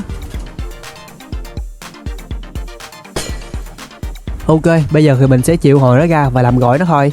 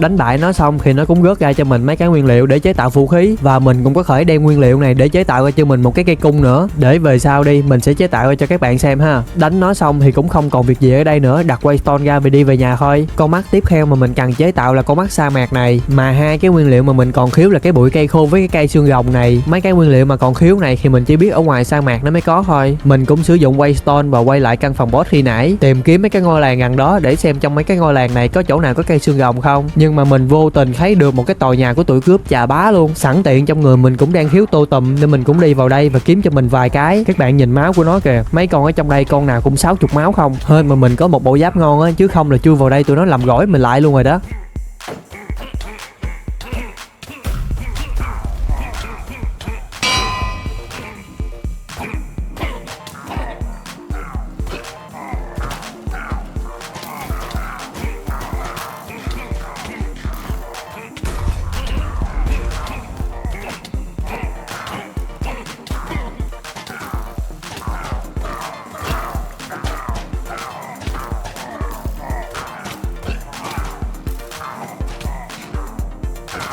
Trời ơi, tụi nó quá đông rồi, mình đánh hoài mà nó không hết luôn. Giằng co với tụi nó cho tới tối thì mình cũng có được 3 cái tô tầm à. Mình nghĩ nhiêu đây cũng đủ rồi nên mình đặt Waystone ra và đi về nhà thôi. Sẵn đang ở nhà nên mình cũng hoàn thành thêm mấy cái nhiệm vụ nữa. Đầu tiên là cái nhiệm vụ chế tạo ra cái ba lô này thì nguyên liệu có sẵn hết rồi, bây giờ chỉ theo công thức mà chế tạo thôi. Nhiệm vụ tiếp theo là phải chế tạo ra cái lồng xì bon này. Mấy cái mảnh của cái lồng này thì mình có quá trời rồi. Như vậy là mình đã hoàn thành được thêm 2 nhiệm vụ nữa. Nhiệm vụ với Overworld thì cũng gần full hết rồi. Mình cũng có chế tạo ra thêm mấy cái khung vật phẩm nữa. Thì mấy cái khung này mình sẽ bỏ con mắt vào đây để trang trí cho đẹp. Các bạn gán đợi tới cuối video đi, để mình đánh bại hết mấy con boss xong thì mình sẽ đem vật phẩm của tụi nó trang trí lên cho các bạn xem. Cái vũ khí tiếp theo mà mình cần chế tạo là cái cây cung này. Khi mà mình bắn ra nó sẽ ra 3 cái mũi tên, nhưng mà mình chỉ tốn một mũi tên thôi. Đây các bạn thấy chưa, bắn một phát ra 3 mũi tên luôn, với lại cái tốc độ kéo cung của nó cũng nhanh hơn nữa. Vũ khí tiếp theo mà mình chế tạo là cái cây đầu bò này, tại mình thấy nó có hai cái sừng giống y chang con bò nên mình kêu nó bằng vũ khí đầu bò đó. Cái cây này thì mình chế tạo ra chỉ để chân thôi chứ mình cũng không sử dụng nó lần nào luôn. Cái cây cung của mình thì có thể nâng cấp lên thêm một lần nữa khi kết hợp với cái Sandstorm này. Muốn kiếm được cái bình đó thì mình phải đánh bại con boss sa mạc, mà bây giờ thì nguyên liệu làm mắt chưa đủ nên mình chưa thể đánh bại nó được. Tạm gác lại chuyện đánh boss, bây giờ là mình cần phải enchant cho cây cung của mình. Mấy dòng enchant này thì bây giờ mình chỉ xài tạm thôi. Khi nào mà mình có cái kiếm mạnh nhất rồi thì mình sẽ ép full dòng hết cho mấy món vũ khí của mình luôn. Trong lúc bay đi tìm biome sa mạc thì mình có thấy được một công trình gì đó, mình có đáp xuống xem thử, thấy trong đây toàn là quái mặc đồ kim cương. Trời ơi, cái công trình gì mà nó giàu dữ vậy. Đánh tụi này xong thì có một con nó rớt ra cho mình một cái nón bảo vệ 8 nè. Không biết ở trong cái mod bắt này có cách nào mà lấy luôn cái dòng bảo vệ 8 này ra không ta? Có bạn nào biết cách thì các bạn chỉ mình với.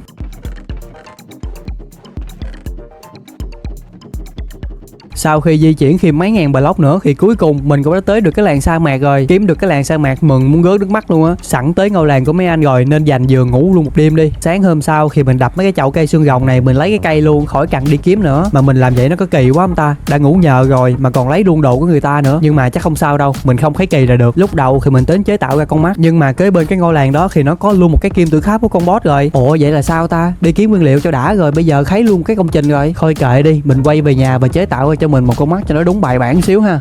Cũng như quy trình cũ, muốn đánh được con boss thì phải đánh hết mấy con quái nhỏ với mấy con boss mini này trước. Nhưng mà trong công trình này nó có rất là nhiều bẫy nha, khó chịu vô cùng tận luôn á.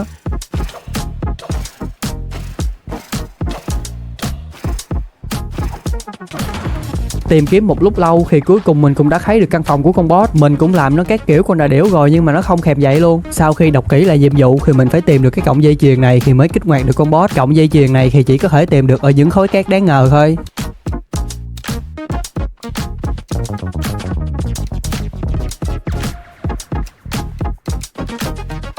Sau hơn 2 tiếng tìm không ra cọng dây chuyền, mình đi về nhà và lấy vật phẩm để triệu hồi con sứ giả lửa thiên ra đi đánh nó. Con boss ở bên sa mạc thì để từ từ đi. Bây giờ thì mình cần nguyên liệu để chế tạo ra cho mình một cái kiếm mạnh nhất ở trong đây cái đã. Mình đã có kinh nghiệm đánh nó một lần rồi nên lần này thì cũng không quá khó khăn với lâu đâu.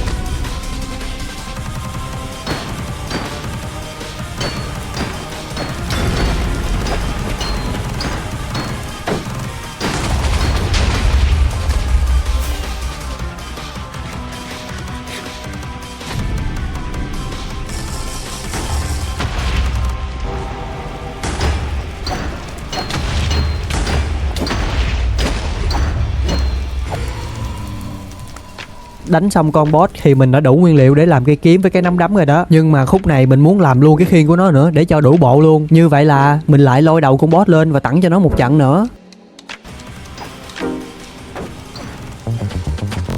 Ok, như vậy là dư nguyên liệu để mình chế tạo luôn rồi đó. Bây giờ thì đi về nhà và chế tạo ra cho mình một cây kiếm mạnh nhất nữa thôi. Nhưng mà có cái xui là mình khiếu quay quỷ lửa, với lại mình cũng không có mảnh nâng cấp để nâng cấp cây kiếm lên Netherite nữa. Hai nguyên liệu này thì mình đi xuống địa ngục kiếm cũng nhanh lắm, nó không có tốn quá nhiều thời gian đâu. Nhưng mà trước khi về chế tạo đồ thì mình đánh thêm một con boss Wither nữa để lấy ngôi sao của nó. Cái ngôi sao này nó sẽ giúp mình kích hoạt con boss sắp tới mình đánh á. Đây, bây giờ thì mới chính thức là đủ hết nguyên liệu rồi đây. Các bạn nhìn mình cầm cây kiếm nè, nó bự gấp 2 mình luôn. Và cái cây kiếm này khi mà mình giữ chuột phải khoảng 6 giây thì nó sẽ xuất hiện ra cái skill này nè. Mình cũng không biết cái skill này là cái skill gì nữa. Ngầu đét đèn đẹp luôn. Cái món tiếp theo mà mình muốn chế tạo là cái nắm đấm này. Các bạn xem mình đeo vào cái tay nè, thấy nó lực chưa? Cộng 10 triệu điểm sức mạnh luôn. Thì tác dụng của cái nắm đấm này là khi trúng đòn có cơ hội áp dụng Blazing Brand lên mục tiêu. Là sao ta? Không hiểu gì luôn á. Món đồ cuối cùng là cái khiên lửa. Ok, như vậy là mình đã có một outfit không bao giờ hư luôn rồi. Mình cũng chế tạo ra khiêm khử cái mũ này với cái áo này nữa. Mấy cái nguyên liệu để chế tạo thì lúc trước mình có đi đánh mấy con quái nhỏ trong cái kim tự tháp á, với mấy con boss mini á, thì mình nhận được mấy cái nguyên liệu này. Các bạn xem thử cái outfit này đủ bảnh trai chưa? Cái outfit này nó hở hang quá nên mình treo lên luôn, không có đem theo mặt nữa. Việc tiếp theo mình cần làm là phải đi đào thêm một ít quặng lưu ly nữa. Trong người mình bây giờ không còn một miếng quặng lưu ly nào luôn á.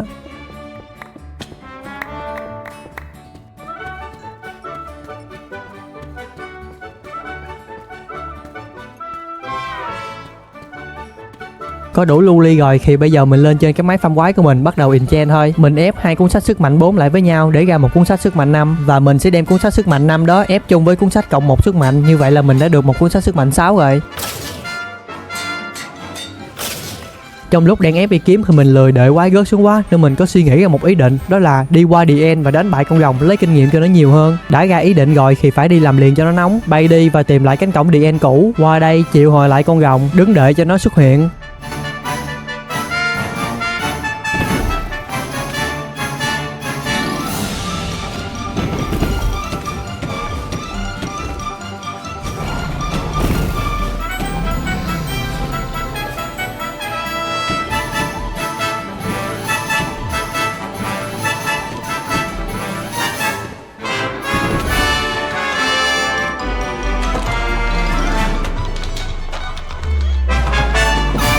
Đánh con rồng xong thì mình lụm hết kinh nghiệm của nó thì chỉ lên được có 7 cấp.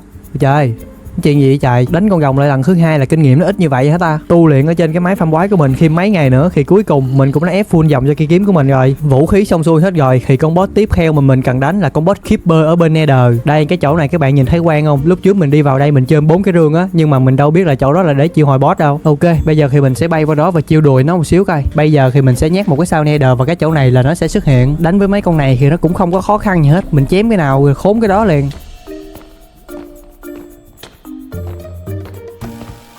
Đó, như vậy là xong một con rồi đó. Quá đơn giản luôn. Hoàn thành nhiệm vụ của nó thì nó cho mình thêm một cái trứng mũi nữa. Không biết cái trứng mũi này để làm gì luôn á. Con boss cuối cùng ở bên Nether này là con Afugat này. Muốn chiêu hồi con boss này ra thì mình phải tốn thêm một cái sao Nether nữa. Lại tốn thời gian phải đi tìm đầu nữa rồi đây. Nhưng mà hên làm sao thì mình gặp một cái công trình gì đó nó cho mình hai cái đầu luôn rồi. Đi một lúc nữa thì mình gặp luôn cái chỗ đánh con Afugat đó. Đi vào đây chém con xương mấy cái thì nó gớt ra cho mình luôn cái đầu. Đủ đầu rồi thì bây giờ mình đi tìm con Wither và nói chuyện với nó một xíu thôi.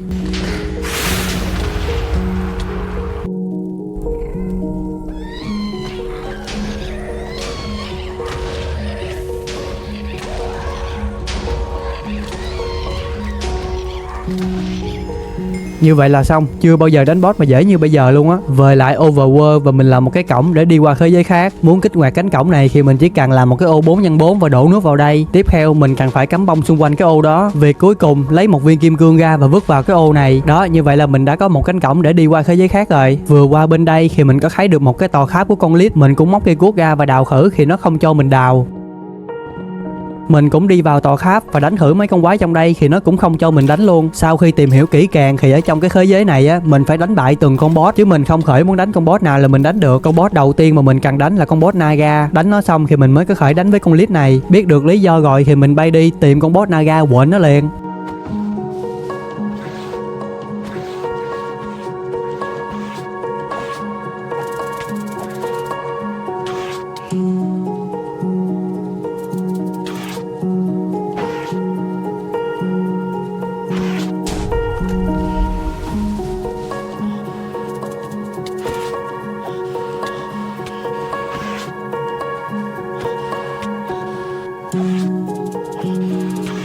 Cũng không cần tốn quá nhiều thời gian để mình có thể đánh bại nó. Đánh nó xong thì nó có rớt ra cho mình một cái rương. Trong đây thì chủ yếu là có vảy của nó với một cái đầu của nó thôi. Cái vảy của nó mình có thể đem đi chế tạo đồ, mà bộ đồ của nó nhìn xấu quắc à. Đánh xong con Naga thì mình quay lại lâu đài của con Lich. Các bạn thấy chưa, bây giờ mình chém được bình thường rồi nè. Muốn đánh bại được con Lich thì nó cũng dễ lắm. Mình chỉ cần lợi dụng cái bóng của nó để cho cái bóng của nó chưởng vào cái bản chính, chưởng cho tới khi nào mà mắc cái thanh máu màu vàng là mình có thể chém nó được rồi.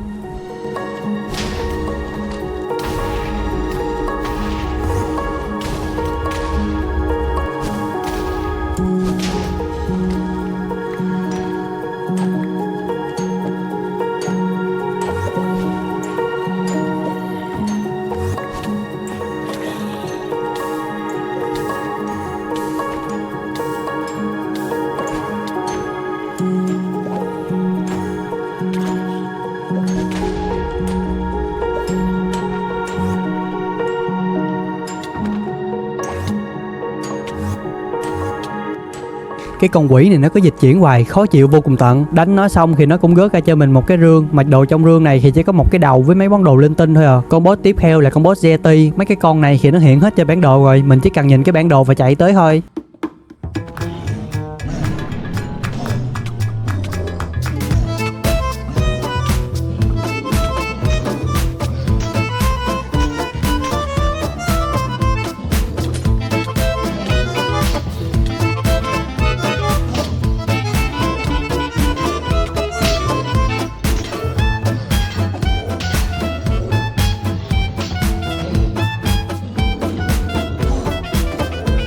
Như bao con boss khác, đánh bại nó xong thì sẽ xuất hiện một cái rương, và trong cái rương này chắc chắn sẽ có một cái đầu. Trong lúc đang bay thì mình có thấy được một cái mê cung, mình đáp xuống xem thử mà máu nó trừ còn có một à. Lúc này mình cũng không để ý cái thanh máu của mình nữa, mình nhảy thẳng xuống luôn. Vừa đáp xuống thì cái máu của mình nó giật hên mà ăn quả táo vàng kịp á, chứ không là mình chết luôn rồi. Các bạn nhìn cái con quái nó đánh mình một phát còn có nửa tim rồi kìa.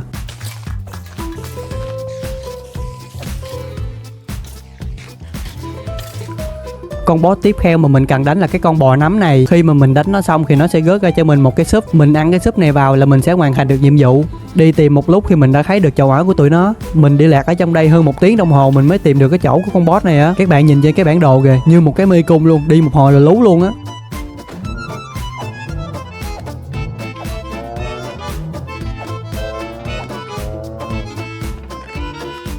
Và con tiếp theo mình muốn đánh nó là con rồng Hydra. Đánh nó thì cũng dễ thôi, mình chỉ cần chạy xung quanh nó, vừa chạy vừa chém là xong rồi.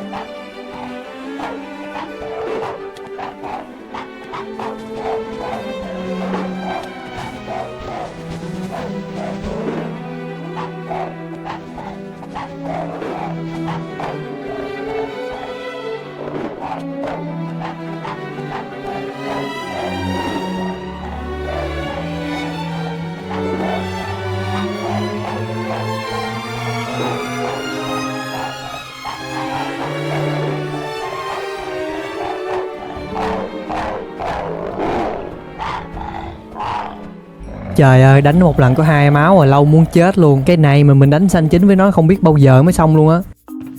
Thí sinh tiếp theo là em nữ hoàng băng này, sống trong một cái lâu đài chà bá lửa luôn.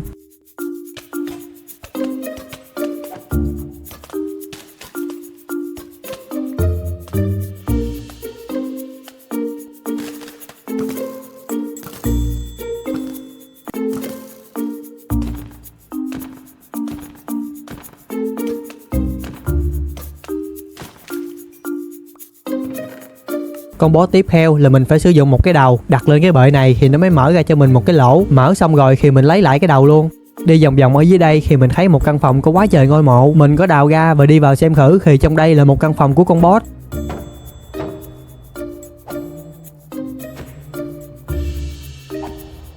Mình đánh tụi này được một lúc thì ngoài cái tiếng của nó ra thì nó gây ra được sát thương gì ta? Cái này là tụi nó đang hù ma hả ta? Đánh vào sát thương tâm lý hả?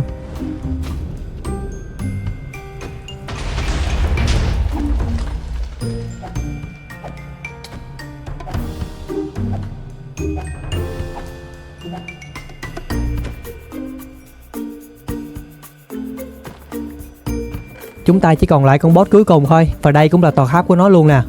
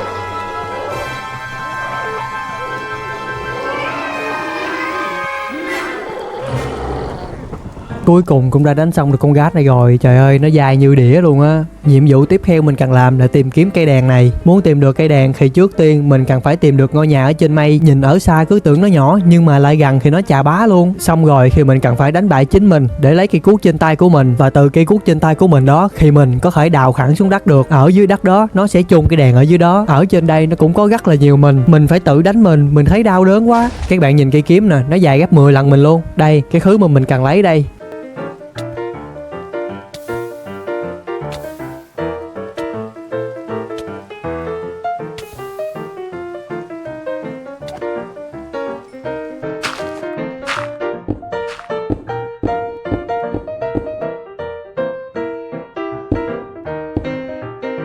Ok, như vậy là mình đã hoàn thành thêm được một nhiệm vụ tìm cây đèn nữa. Bây giờ thì mình chỉ cần bay lại cái tòa lâu đài bự nhất ở trong đây là hoàn thành được cái nhiệm vụ cuối luôn rồi.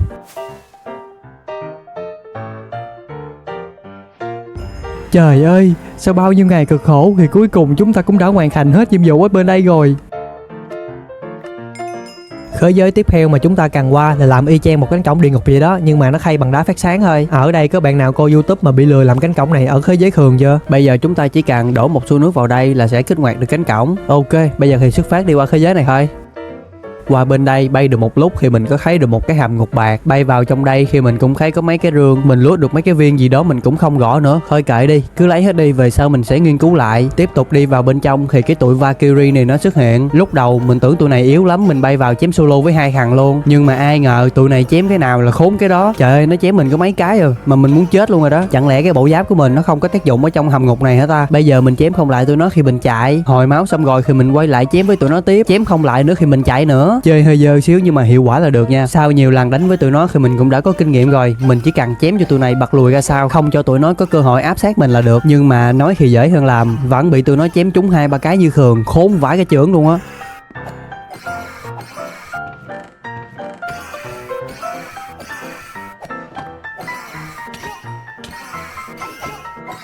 Đi một lúc thì mình cũng đã gặp được con boss Valkyrie Queen, mà muốn đánh được nó thì mình phải có 10 cái medal chiến thắng. Bây giờ thì mình chỉ cần nói chuyện với nó, đập nó một cái là nó sẽ hiện thanh máu boss lên liền. Đánh với con boss này thì cũng dễ thôi, mình chỉ cần chạy xung quanh nó và chém nó là được. Vừa chạy vừa chém nhứ nhứ như vậy đó là xong rồi.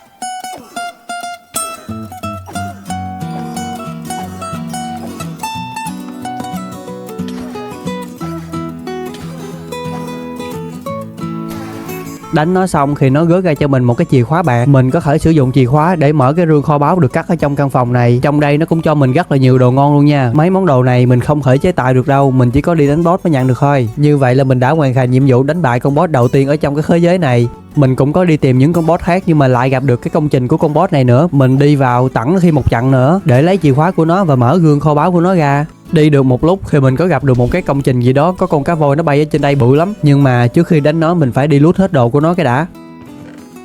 Muốn đánh được con cá voi thì mình chỉ cần đi lên đây, click chuột phải vào cái block này thì nó sẽ xuất hiện ra khanh máu của con boss. Muốn đánh được con này thì mình sẽ có 2 cách. Đầu tiên là mình sẽ đợi nó lao thẳng xuống và mình né ra để cho nó đâm đầu thẳng xuống đất, như vậy là nó sẽ bị chón. Lúc đó thì mình sẽ móc cây kiếm ra và chém nó được. Cách thứ hai, khi mà nó đang lao xuống á, mình sẽ sử dụng cái khiên và mình chặn nó lại. Lúc đó thì nó sẽ bị chón và mình có thể chém nó. Đó, mình chỉ cần áp dụng 2 cách này thôi là sẽ đánh bại được con boss này vô cùng là đơn giản luôn.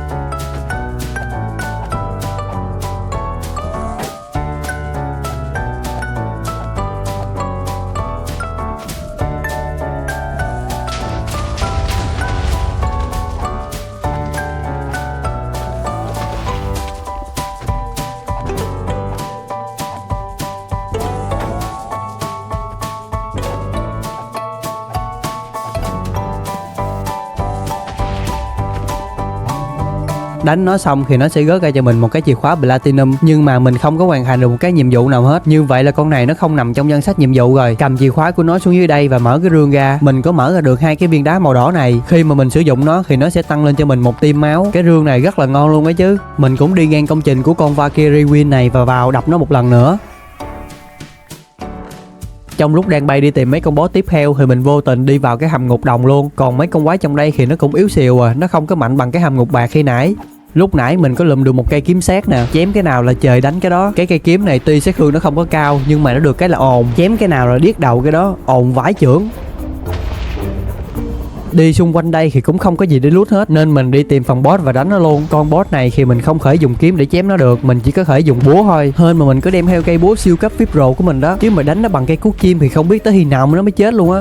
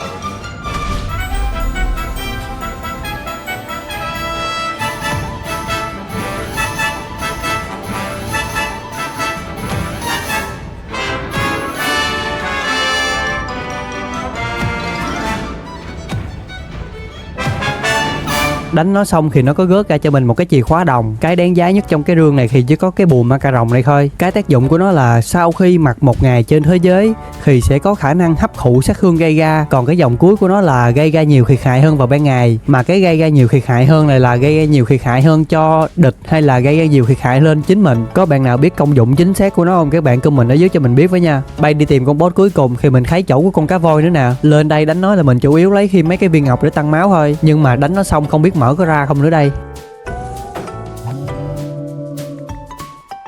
Rồi Sukana luôn, không có được cái gì hết. Còn con boss cuối cùng cũng là con boss khó tìm nhất. Nó thường nằm ở trên một cái đảo hình cầu, và trên cái đảo đó nó sẽ có rất nhiều cây, cái cây màu vàng mọc trên đỉnh. Rồi cái căn phòng của con boss này thì chỉ có một mình nó thôi, không có một kho báu nào hết. Thì khi mình đánh nó xong thì nó mới xuất hiện kho báu đó. Cái con boss này nó đúng khó tìm luôn á. Mình tốn khoảng 1 tiếng đồng hồ mình mới tìm ra được chỗ này á. Muốn đánh nó được thì mình phải nói chuyện với nó hết cái đã. Mấy cái con boss trong đây nó cũng nhiều chuyện dữ á. Cách đánh con boss này thì nó sẽ hơi lằng nhằng một xíu. Mình chỉ cần chạy xung quanh trong căn phòng này, đợi cho tới khi nào mà nó thả ra một cái quả cầu màu trắng. Mình chỉ cần chạy lại cái quả cầu trắng đó và chém làm sao cho cái quả cầu trắng đó nó dội ngược dính con boss là được. Lúc đó là mình có thể gây ra sát thương cho con boss rồi đó.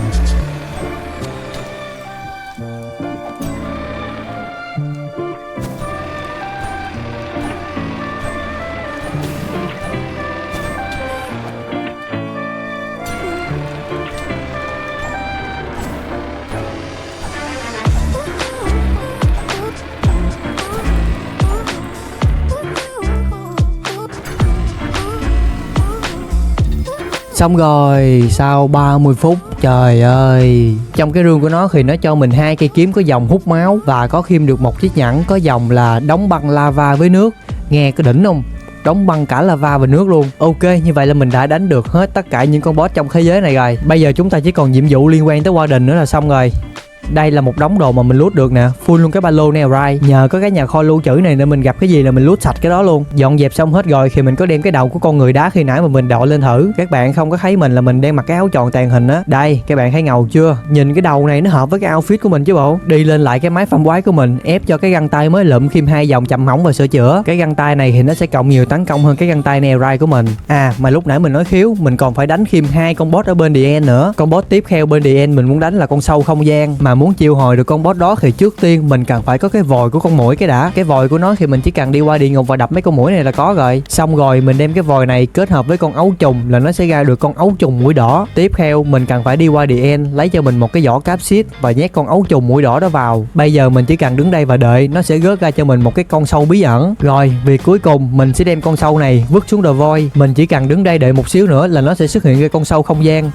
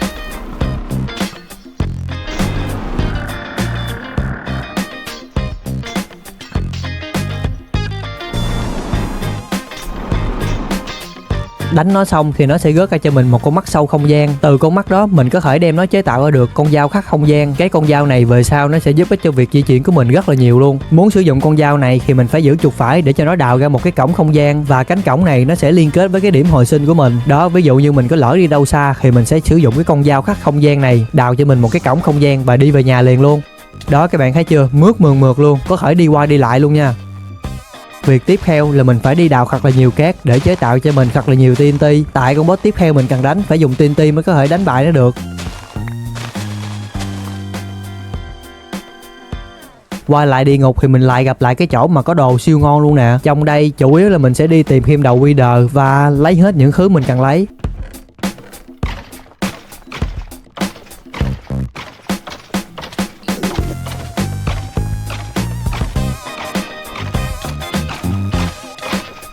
Có đủ đầu rồi thì mình chịu hồi con Wither ra và đập nó thêm một lần nữa. Tính ra cái con Wither này là cái con khổ nhất trong đây luôn á. Cứ mỗi lần đánh boss mà khiếu sao là phải đè đầu nó ra đập một lần nữa. Có sao Nether rồi thì bây giờ mình quay lại The End, lấy ngôi sao ra và nhét vào chỗ này. Bây giờ thì mình sẽ đứng gần cái chỗ mà có ký hiệu TNT này, móc TNT ra và đặt từ từ vào thôi, chứ đừng có spam TNT liên tục cho mình nha, nó không có tác dụng đâu. Chưa bao giờ đánh boss mà nó nhàn như thế này luôn á.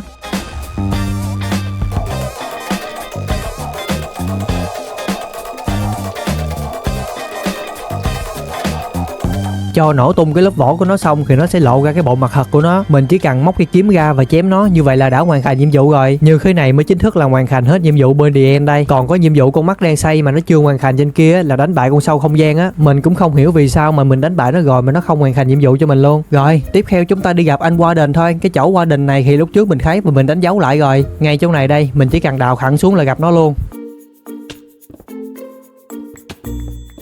Xuống dưới đây thì mình tìm cho mình một cái chỗ cao cao xíu, mình móc cây cung ra và mình quậy để cho nó xuất hiện. Nhưng mà nó lạ lắm, mình bắn cung tùm lum tà la, nó la hét, nó hú tè le hết. Nó cũng tối màn hình 2-3 lần luôn rồi mà nó cũng không xuất hiện nữa.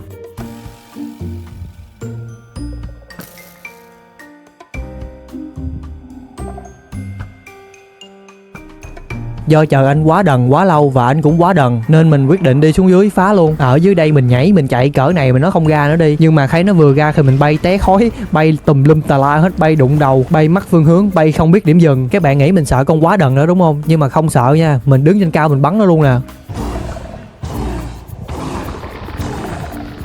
Đang đứng trên đây bắn nó chưởng cho mình một cái muốn sặc máu luôn. Nhưng mà không sao, mình là vua lì đòn mà, mới có vô đây nên không suy nhê gì hết á. Vừa nói xong nó chưởng cho thêm một cái nữa. Khúc này mình đang tính bắt block lên cao để bắn nó tiếp, nhưng mà nó chưởng xa quá, nó lại chưởng cho mình một cái nữa, mắc luôn cái tô tầm rồi. Lần này là biết sợ rồi đó, đang tính chạy để chưởng một cái nữa, mắc thêm cái tô tầm nữa. Đứng im có một chỗ mà anh Warden đó làm mình ngợp quá, hết làm vua lì đòn nói rồi. Bây giờ khi mình chỉ dám đứng từ xa mình bắn nó thôi, khi nào nó lại gần thì mình chạy, chứ hết dám đứng bắn solo với nó rồi, nó chưởng khốn quá thốn rồi.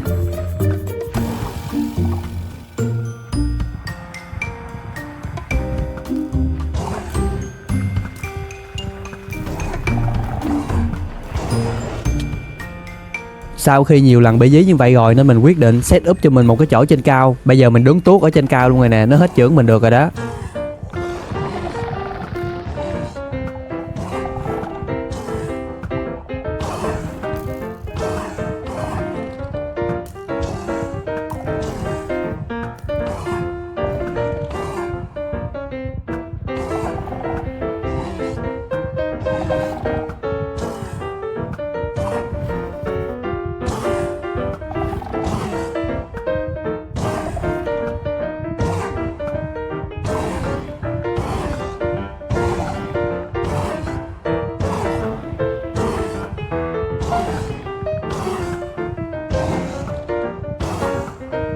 Trời ơi, sao bao nhiêu cực khổ cuối cùng cũng hạ được nó rồi. Hạ gục nó xong thì mình bay xuống dưới và mình lấy vật phẩm của nó, nhưng mà mình vô tình chịu hỏi nó thêm một lần nữa. Báo quá báo luôn á. Bây giờ mà không bay đi nhanh là nó ghĩa cái đầu mình nữa. Đánh nó xong thì nó rớt ra cho mình một cái trái tim của nó, và mình cũng có thể đem nó chế tạo ra cho mình một cây gậy sống âm nữa. Cái món thứ hai mà con Warden rớt ra là cái miếng này. Mình có thể đem nó chế tạo ra cho mình một cái miếng nâng cấp giáp Warden. Trái tim Warden nó có khi một cái công dụng nữa là kích hoạt cánh cổng này để dẫn mình qua thế giới Warden nữa nha. Nhưng mà trước khi kích hoạt cánh cổng thì mình phải dọn hết cái mạch sự cút này mới kích hoạt được. Dọn dẹp sạch sẽ rồi thì bây giờ mình chỉ cần lấy cái trái tim của nó ra và kích hoạt vào cánh cổng thôi. Qua đây thì mình có phát hiện được một cái đền của Warden, mà trong đây nó cũng có một đống tụ Warden nhỏ và cũng có khi một đống lòng triệu hồi của Warden nữa. Mình đang lết lết từ từ nhưng mà con Warden nó cũng bị triệu hồi ra nữa. Cái thế giới gì mà quá nhiều chỗ đáng sợ rồi. Mình cũng phải bay đi tìm cho mình một cái chỗ an toàn để cho mọi việc nó yên ắng, rồi khi mình nhảy xuống phá luôn cái lòng triệu hồi của Warden. Xong rồi mình móc cung ra và hạ hết mấy con Warden nhỏ ở dưới.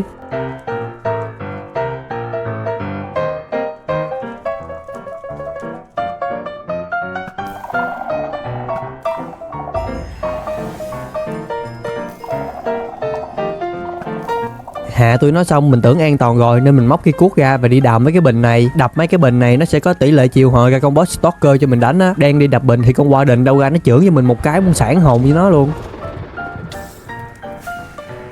Chạy khỏi con Warden rồi thì mình cũng chết là cái nhiệm vụ, nhưng mà sao cái nhiệm vụ này mình chưa hoàn thành ta? Mình kích hoạt cánh cổng qua được thế giới Warden rồi mà. Thôi chuyện nhiệm vụ để từ từ tính đi. Bây giờ mình cần phải qua lại Ancient City và mình lấy một cuốn sách rón rén mới được. Không có cuốn sách đó mà mình chạy vòng vòng ở trong đây một xíu nữa, một chục thằng Warden nó ra nó đập cái đầu mình luôn quá. Công việc lấy sách của mình thì nó cũng đơn giản lắm. Tìm cho mình một chỗ thích hợp, bắn hạ con Warden, xong đó nhảy xuống đào hết mấy cái lòng triệu hồi của nó. Lỡ mà có triệu hồi nó khi một lần nữa thì mình chạy tiếp. Chạy đi tìm cho mình một chỗ an toàn, xong rồi mình đứng trên đây mình bắn nó. Hạ nó xong thì mình nhảy xuống mình phá lòng triệu hồi của nó. Lỡ mà có triệu hồi tiếp thì mình chạy nữa. Đó, công việc đi kiếm sách thì nó cũng chỉ đơn giản như vậy thôi. Làm như vậy cho tới khi nào mà con Warden nó hết xuất hiện nữa thì thôi.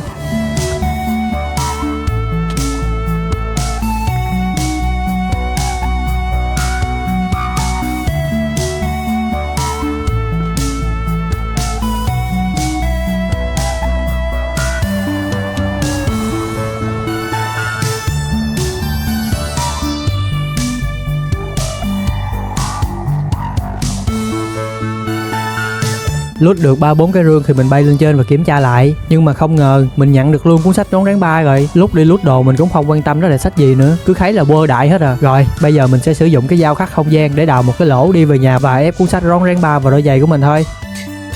Ép xong cuốn sách vào đôi giày thì mình có quay lại cái đền của Warden. Nhưng mà các bạn xem dưới đây nè, cái quái gì đang dưới đây vậy? Một đống con Warden nhỏ với con Warden lớn luôn. Mình sẽ sử dụng cách cũ đi lên trên cao và bắn xuống, bắn tới khi nào nó chết thì thôi. Bắn nó xong thì mình sẽ bay xuống dưới và nhanh tay phá hết chỗ triệu hồi. Lỡ mà nó có triệu hồi ra thì mình sẽ bay lên cao và bắn nó tiếp. Mình cứ lặp đi lặp lại như vậy là một xíu nữa cũng phá hết lòng triệu hồi của nó à.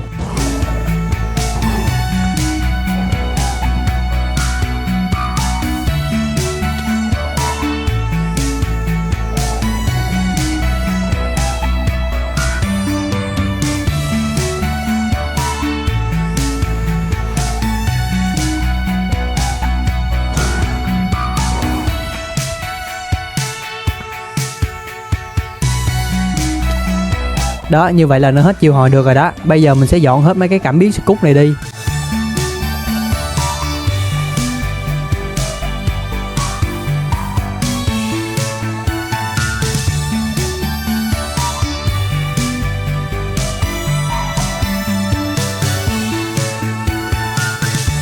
Rồi, bây giờ sẽ tới tiết mục gacha boss stalker nè.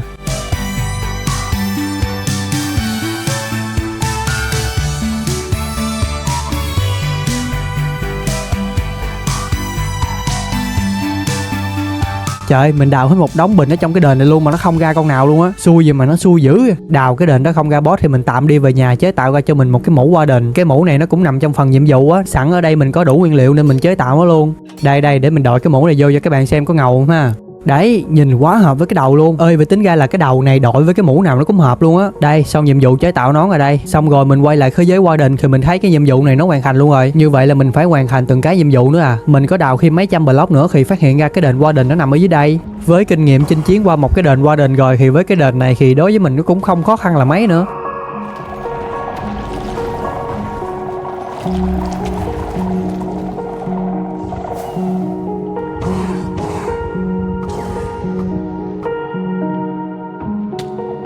Lúc này mình hơi ngáo một xíu, mình không kiểm tra cái tầng trên. Cái tầng trên nó còn nguyên một cái lồng triệu hồi của con Warden luôn. Mình cứ ở dưới đây mình chạy lòng vòng để đi phá cảm biến scope. Tự nhiên đâu con Warden ở trên nó rớt xuống cái bịch. Quay qua thấy nó đứng kế bên. Bà nội ơi, thấy hết hồn luôn á. Khúc này mình luống cuốn quá, mình bay tùm lum hết. Ăn nguyên một cái chưởng của nó rồi đụng đầu vô tường nữa, mém chết luôn. Còn đúng nửa tim, tưởng đâu cút bà nó rồi. Đó, bây giờ đi xuống lại mới phát hiện ra tầng trên nó có nè. Nhưng mà đã quá trễ khi phá nó rồi. Cũng triệu hồi ra khi một con Warden nữa. Rồi, như vậy là sạch sẽ rồi đó. Có thể yên tâm đi gacha bình với đi loot gương rồi đó.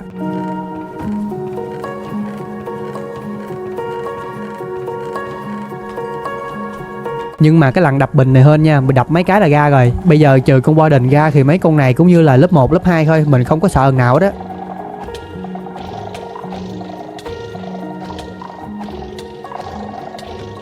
Rồi, như vậy là hoàn thành đánh xong con boss stalker rồi.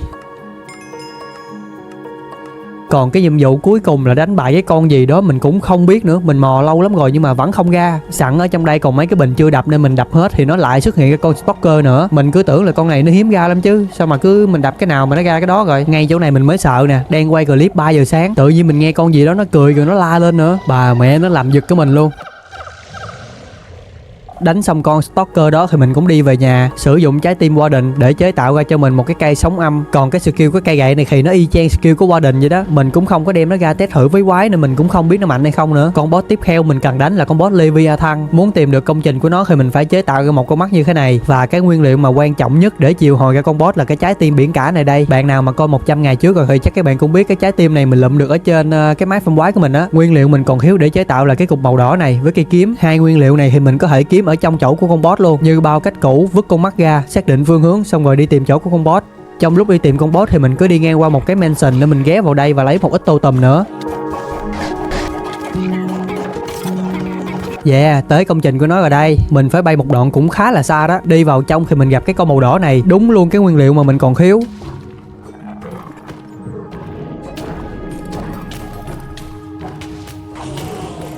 Đánh con này nó không có làm mình khó chịu nha. Nhưng mà khó chịu là cái tụi quần què này nó cầm cái lao nó phóng mình ghét luôn. Các bạn nhìn tụi nó phóng kìa. Phóng liên tục, phóng không có hồi chiêu luôn hay gì á.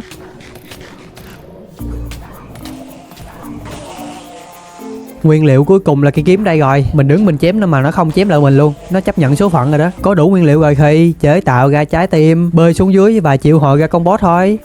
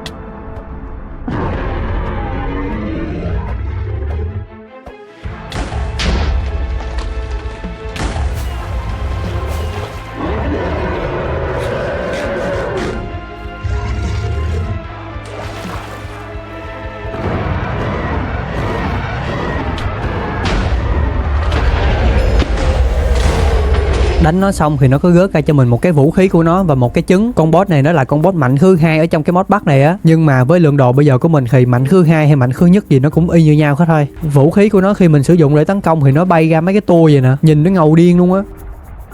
Rồi, bây giờ chúng ta sẽ quay lại với con boss sa mạc thôi. Mình cũng dành ra mấy ngày để đi tìm cọng dây chuyền thì nó cũng có rồi. Bây giờ chúng ta sẽ sử dụng cọng dây chuyền để triệu hồi nó.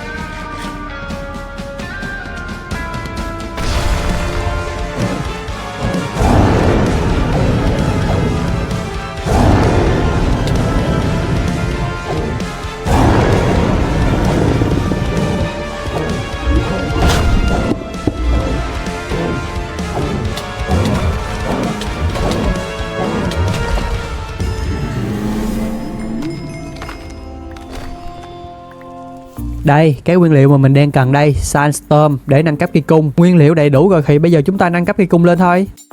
Nâng cấp nó xong thì bây giờ mình bắn nó sẽ ra lốc xoáy thôi, chứ hết ra mũi tên rồi. Còn khi một điều nữa là mình không cần tốn mũi tên luôn. Bây giờ là mình bắn vô tư, bắn vô hạn luôn rồi đó. Bây giờ chúng ta chỉ còn lại hai con boss thôi. Con đầu tiên là con Frostmore này, và con thứ hai là con có cái đầu hiệp sĩ này.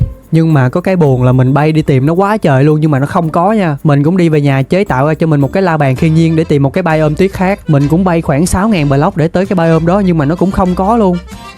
Mấy bạn nhìn mình kiếm ở trên một cái vùng bản đồ nè, mình kiếm một cái vùng rất là rộng rồi nhưng mà nó cũng không xuất hiện luôn nha. Các bạn có biết cái biome nào nó xuất hiện không thì các bạn chỉ mình với, để mai mốt có gì mình gặp cái nhiệm vụ này mình biết cách làm nữa. Thôi kiếm hoài không có thì mình cũng đi về nhà và chế tạo ra cho mình một bộ giáp Warden thôi. Trước khi chế tạo thì mình cần phải gỡ cái áo tròn tàng hình này ra. Mình đứng đây đợi một lát để cho tụi Phantom nó ra và mình lấy một ít cái màn da của tụi nó.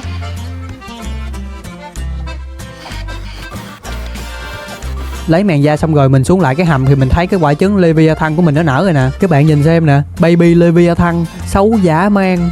Tạm gác lại chuyện của baby đi. Bây giờ chúng ta sẽ chế tạo nguyên liệu để nâng cấp giáp thôi. Lần trước thì mình đã nâng cấp cái mũ với cái áo rồi, bây giờ chỉ còn thiếu cái quần với đôi giày nữa là xong bộ. Còn dư một mảnh nữa mình cũng nâng cái kiếm lên Warden luôn. Đây, chúng ta sẽ test thử outfit Warden thôi. Không biết mặc vào nhìn nó có đần không nữa. Ơi cái này nó thiệt nha, nhìn nó mắc cười quá à. Nhìn nó đần đần làm sao ấy. Còn đây là khi mình bỏ cái đầu ra nè, nhìn nó cứ sao sao ấy, không có hợp thấy gì ấy. Đây để mình chỉnh gần gần lại cho các bạn xem nè. Mấy bạn thử chấm điểm coi được bao nhiêu điểm cho cái outfit này. Rồi bây giờ mình sẽ dành ra một xíu thời gian để mình decor lại cho căn phòng của mình một xíu ha, để mình lôi hết mấy cái vật phẩm với cái vũ khí của mình ra cho các bạn xem. Đây là tất cả những thứ mà mình có được trong 200 ngày đây. Từ những bộ giáp mà mình chế tạo được, những bộ giáp mà mình lụm được, rồi có mấy cái con mắt để đi đến boss nữa nè, những cái đĩa mà con boss rớt ra. Mấy cái đĩa này là chỉ có đến boss mới rớt ra thôi nha, chứ không có chế tạo được đâu. Còn bên đây là một dàn vũ khí của mình đây. Có những cây thì chế tạo để đó, có những cây thì dùng để xài đó. Đây cái kiếm đã giúp mình đánh bại rất là nhiều con boss trong 200 ngày đây.